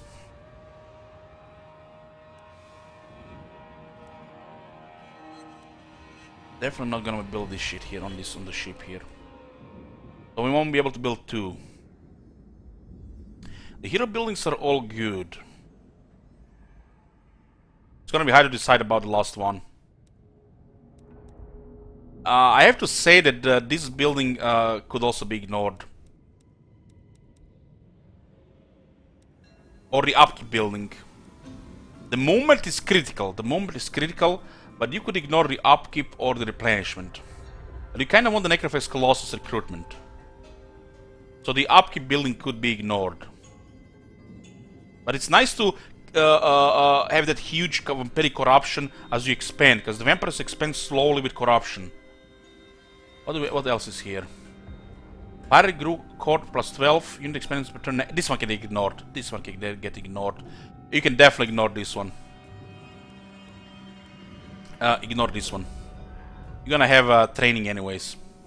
So Anchor can get ignored for sure. Anchor and maybe the Helm. I do like the Vampiric Corruption with the expansion, because you immediately get at 8, which will overwhelm the area with Vampiric Corruption. Anchor can definitely be ignored. Ignore this shit. You get a lot of growth here. So Anchor definitely ignore. And maybe the Crow's Nest. The Crow's Nest seems pretty weak. You can get Terrorgeist in the city if you really want Terrorgeists. These units here that you see here can be all raised dead. You never recruit backs, you raise them. You can have the Anchor early if you really need more growth. Until the special deck, I guess. The Black Coffin is a special deck, it's unique. Casual replenishment rate plus 10%, and Vampiric Corruption plus 6 local province. Income from all buildings plus 5%, all regions. Having some initial Vampiric Corruption 6 here, 8 there, 3 from Luther Harkon, that's a lot of corruption when the Luther Harkon conquers territories.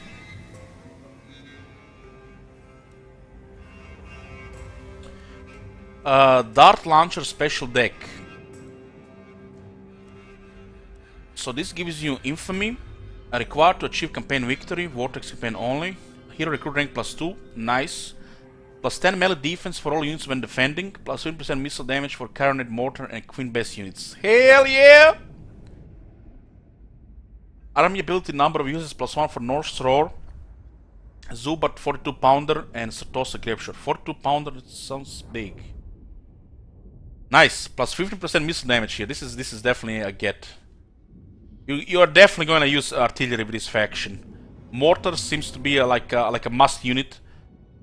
Carronade depends. Queen Bess one will happen somewhere. This is definitely a yes, definitely. So we can ignore Anchor, and we can ignore the Crow's Nest, or Anchor and maybe the Hull. But this building is pretty bad. You can get this with Raised Dead. So Crow's Nest and Anchor can be ignored, but Anchor maybe when you get later tier 5.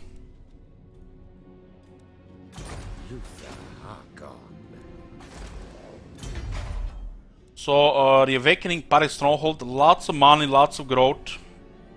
Unique garrison. Oh my god, this capital is amazing.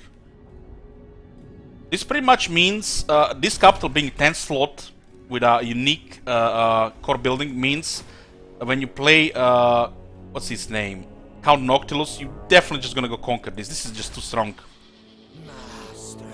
Tier 5 port. And a unique. This is like a no-brain. Count Noctilus will go for the Awakening as well. There's a landmark here. Collapse Cavern. What the hell?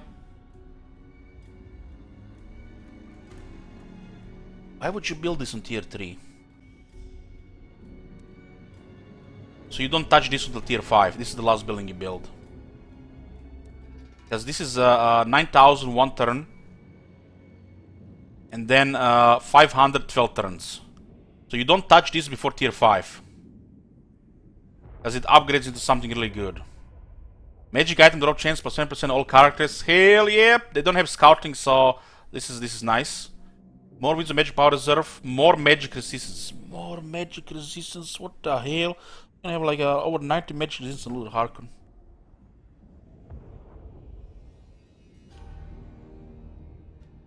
Luther Harkon can cast magic, but he'll use 2 Vampire Fleet Captains. These are very powerful heroes.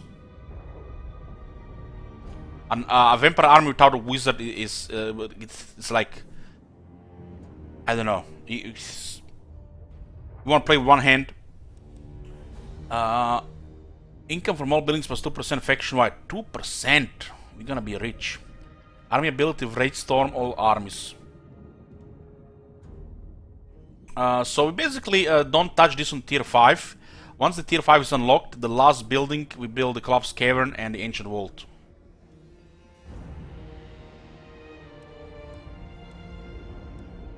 Okay, this is all pretty much the same here. This is only tier 5 in the city. Vampiric Corruption 2. Oh, actually, the building actually do something here. The basic ones don't do anything. But the advanced military have a local ability. Yeah. Vampiric Corruption on the monsters. And on the necrophax, it's nice to get it's nice to get the extra vampiric corruption, so the public order is easier. Most of the public order for the vampires come from their corruption. And the vampiric corruption causing attrition to the enemies is pretty nice. Public order minus 25. Oh wow, really? That must be the best growth building I've seen in the game.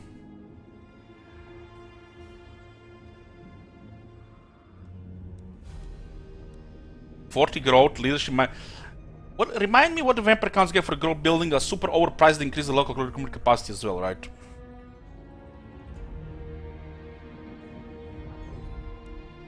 Public order 4, 6, 6, and adjacent provinces. Wow.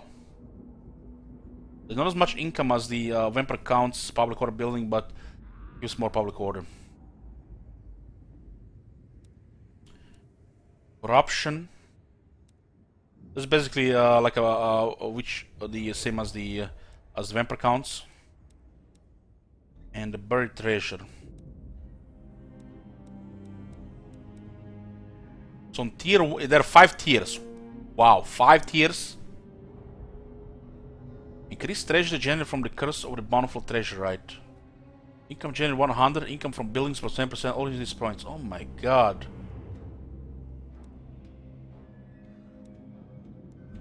Oh my god. 5 tiers on this thing. I really like their treasures. Wow.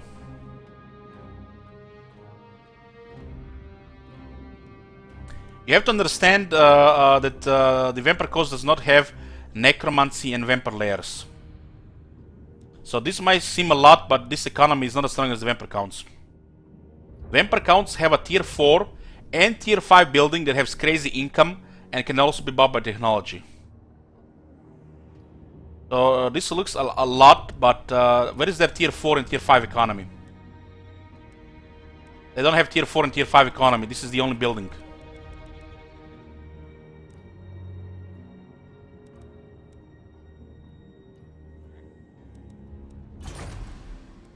So Bat Swarms, campaign movement range minus 20 for enemy armies starting to return this region, also vampiric corruption local province.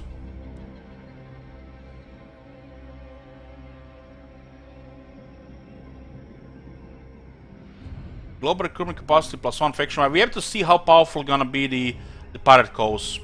So this is, you know, still too early to say anything. But their buildings don't seem as powerful economy-wise as the vampires. Yeah, I was just saying, you know, how you should probably go Ultuan and Nagaroth, build all the vampire cows. Global recruitment capacity plus 1 faction wide. Each hollow time plus 3, ammunition plus 25%. I mean, the vampire coasts have ridiculous economy. If you see my vampire counts have a ridiculous economy. If you see my vampire counts campaign, you will see you have so many armies and so much money. Loyalty will not decline local armies. Infamy costs minus 10 per turn. So if you want the public order, you need to share the spoils, and then you lose infamy, but you get the public order increase. But you do have to build this pirate coast, so you have to see, you know, how that works. It's not convenient to send an army to attack Lothern, to attack Aldorf, to attack Nagaroth. So you have to build it with a hero instead. We'll see. Yeah. Early technologies. Offices. Empire.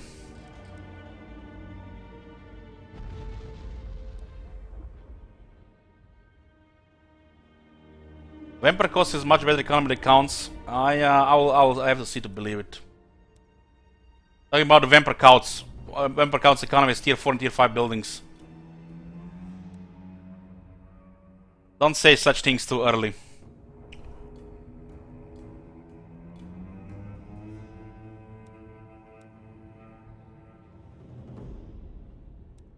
Probably gonna have much better sec.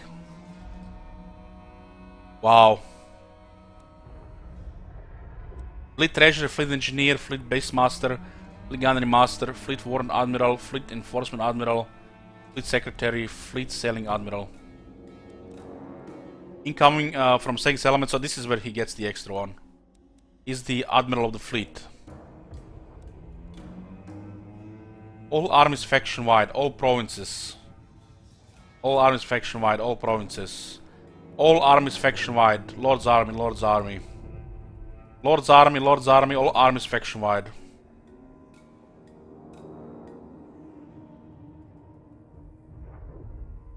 All armies faction-wide. Fleet Enforcement, Admiral, Physical Resistance, Hero Capacity. Hero Capacity for Vampire Fleet Captains. The Vampire Fleet Captains look very powerful because they're the wizards. A tier 3 wizard. All armies faction-wide upkeep reduction.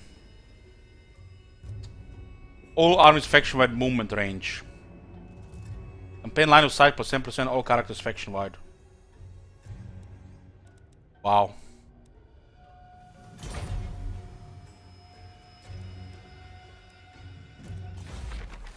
Curse of the Bountiful Treasure, 15 turns cooldown, 1 turn duration, treasury plus 500 for every building owned from the buried treasure chain.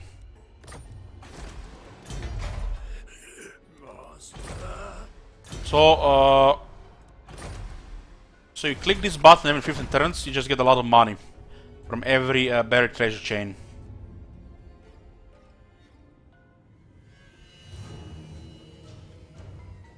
This is really strong. It doesn't cost you any money either. All regions belonging to you will be covered by cursed mist, causing attrition to any foreign armies. So it's like a sandstorm. 5 duration, 30 turn cooldown. We get Vanguard for a lot of units and immune to cursed mist attrition.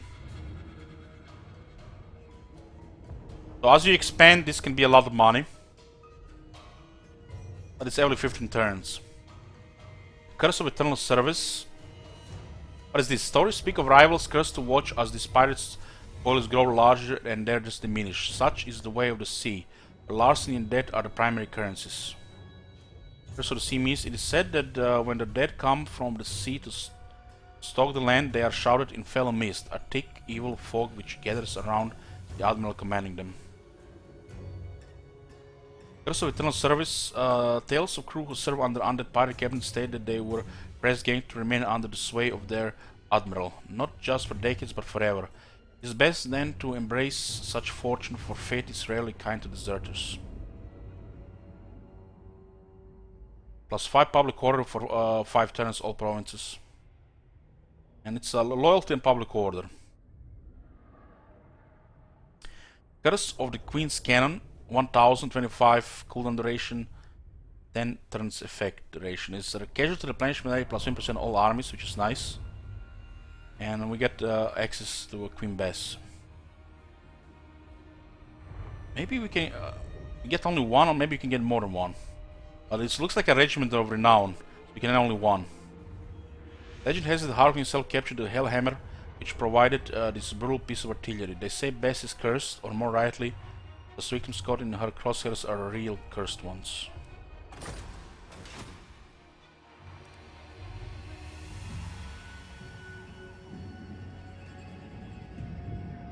Treasure maps and the pieces of 8. What is this? Riddle of Mapmaker. Sleep is not required for it, nor there is something harsh amidst the treasure of the marsh.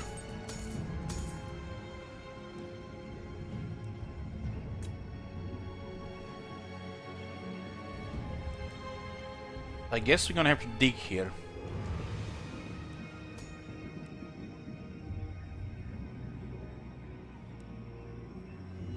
So the pieces of 8 grant. Oh, so you have to unlock the regiments of renown by fighting these armies. So it's not as simple as just leveling up your lords. This is better. Because unlocking regiments of renown without, working for it, seems a little bit powerful.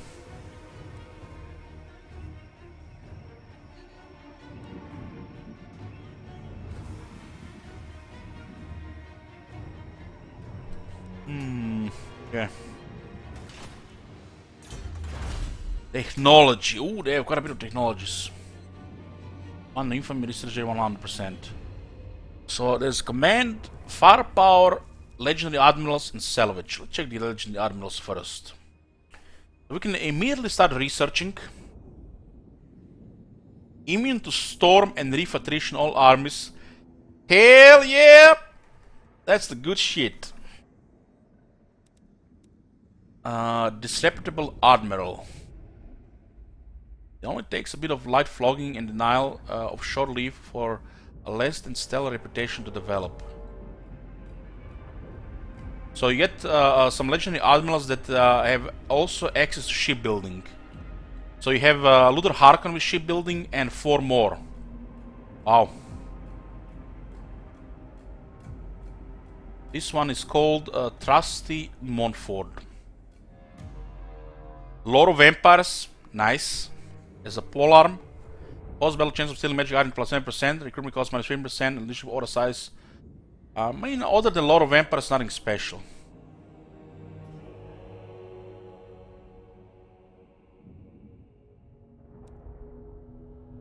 I knew a man who served under him once.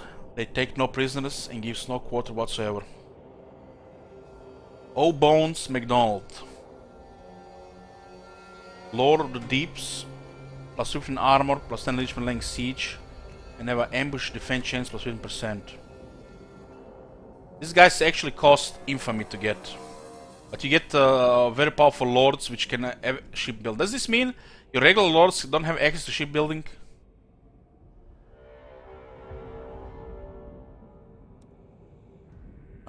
Notorious Admiral notoriety can be acquired for a number of reasons, but mostly for those of the insalubrious kind. Adds the character Burke Blake to your faction lord's pool. Uses the Lord of Death. Wields a polearm, has access to shipbuilding, physical resistance 10% for the whole army, and weapon strength 15% for the whole army. Holy shit.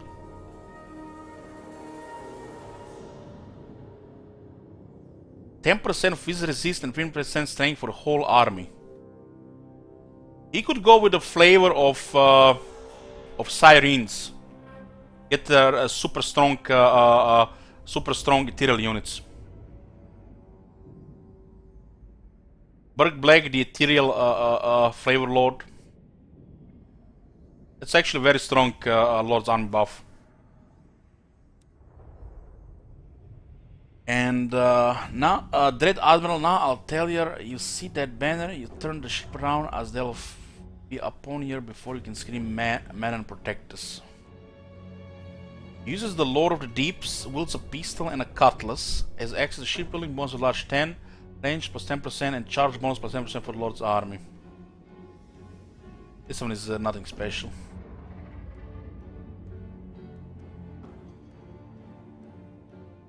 What do we have here? Leadership plus 5 for the zombie pirate deckhands mob unit. Okay, you can have public order immediately here. Cheaper infrastructure, more income from ports. Grants the quartermaster follow to your faction. Income from raiding plus 3% for the Lord army. So it's a maybe unique follower, maybe you can only have one. Lord recruitment cost minus 70%. What? Lord it's cheaper lords. I'm like read that it's unit recruitment cost. Okay. Silver musket balls and cutlasses bonus for his infantry for the zombie pirate deckhands, zombie pirate gunnery mobs, and deck droppers. So they get bonuses infantry plus 3. Recruit rank for the deckhands, depth guard, and the pirate gunnery mobs. First mate gives plus 10 leadership for the whole army. Solid, solid. Hey Slim. Bonus, extra more bonus was large for the pirate deckhands mobs, polearms, and depth guard with polearms. Upkeep reduction for the zombie pirate deckhands mobs, depth guards, and the zombie pirate gunnery mobs. Raise the masses plus 5 growth, all provinces. A seascape artist. It's only for only one. You get only one. Campaign movement range plus 10% and campaign lifestyle plus 3%. Oh man, you can get so much campaign movement range in one guy. Hero recruit rank plus 5. It's like finally they can see clear that each technology tree, or at least this one, got them plus 5. Just click one button. Hero recruit ranks plus 5. Look at that. All heroes just plus 5 hero recruit ranks. They're finally seeing the light. All faction needs to have a technology like that. All faction has to have a technology like that. That's needed. Missing in the game. They increase the ranks to 40, but some faction can recruit like rank 3 heroes. Melee defense for the zombie party deckhands, depth guard, and the zombie party gunnery mob. Low recruit rank plus 5. Just look at this. Just what technology just gives it. Just gives it. And construction time minus 34% from all buildings, all regions. So you can build faster. Just get a technology, build everywhere faster. Late game technologies need to have a recruit ranks for the heroes, lords, and you can build faster. The late game. The firepower. Gunnery crews, missile damage plus 5% for the zombie party gunnery mob units. Maintain cannons, missile damage plus 10% for mortar, cannon, deck gunners, and queen bess. Just a solid technology, increase missile damage. Hopefully it's missile damage, not just the missile damage or the missile damage. I'm getting confused. Upkeep reduction for the artillery. Missile damage for the gunnery mobs, deck droppers, and already permitting gunnery mobs units. Bonus versus large plus 20 for the assigned unit. It's a banner throwing bombs.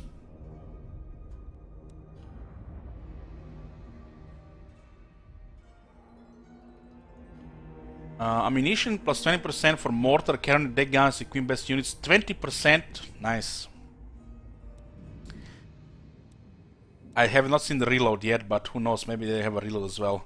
Armor piercing damage plus 20% for the zombie pirate gunnery mob and deck dropper units. Armor piercing damage for range units. Armor piercing damage is melee damage, not range damage. I need to say armor piercing missile damage.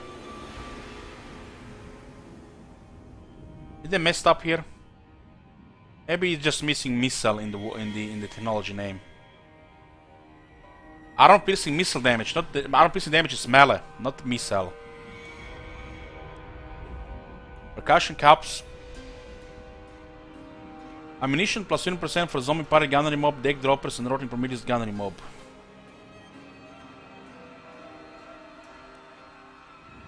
The powder monkey. Armor piercing damage plus 20% for zombie pirate gunnery mob and deck dropper units. All units in army. Again, it says armor piercing damage. It doesn't say missile damage. So it might be all or just melee. Deck gun crews, more experience for the artillery and deck gunners. Range increase for the zombie pirate gunnery mob and deck dropper units. Armor piercing damage 10% for Necroflex Colossus, cheaper Necroflex Colossus recruitment. And grants the master gunner forward to your faction. Range plus 20% for the zombie party gunnery mob and deck dropper units. It looks like they don't have a technology to improve the reload times on the range units and artillery. Which makes it fair the things is kept for the dwarves and the empire. That would be a little absurd if they could improve the reload on the artillery and the handgunners.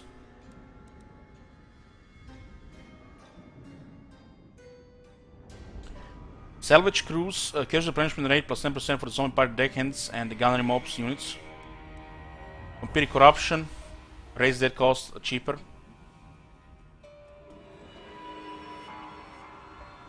Well, Heimdall, they don't have it on technology. The Empire has it on technology and dwarves as well. And it's a big deal, that 15%. That's what makes the orderly and their artillery very powerful. The handgunners, thunderers, crossbowmen, and the artillery. Weapon strength plus 10% for zombie pirate, deckhands, mob, and deck guard units. Attribute to a single unit stock. So it's a banner. Overall more casualty replenishment, always nice. Magic resistance for the animated hulks, bloated corpse and Mongol units. Missile resistance for the scurvy dogs, fell bats, deck droppers, and death shriek terror gas units. Nice. Look at this, guys. What I've been telling lately. There should be like the end game technologies that buffs, you know, top tier units that could be exposed to mass range units like the giants, terror gas in this case. So they have a tech which gives the terror gas 20% missile resistance. Maybe in the future they get the technology which improves the missile resistance on the giants. The AI needs it badly.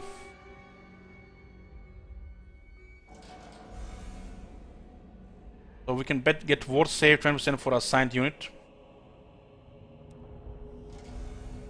Charge bonus plus 20% for animated hulks, Mongols, Stormpromedians, and Northern Leviathan units, and speed also. I haven't really seen that much power creep. How do you power creep against something like dwarves or the high elves or the vampire counts? We have to see, you know, more how the campaign plays out. Physical resistance plus 20% for rotting Promethean, rotting Prometheus. So, wow, 20% physical resistance for units.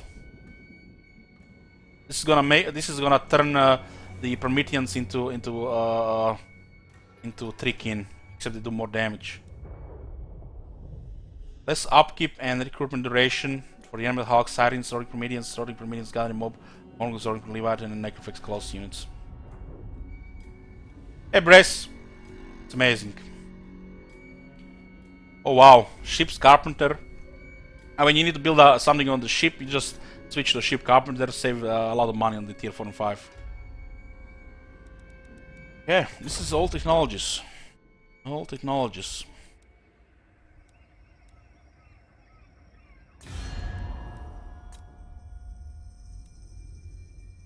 Reliability now says very high. It's no longer the confusing, steadfast, dependable, trustworthy. At War Vampire Coast Mutineers.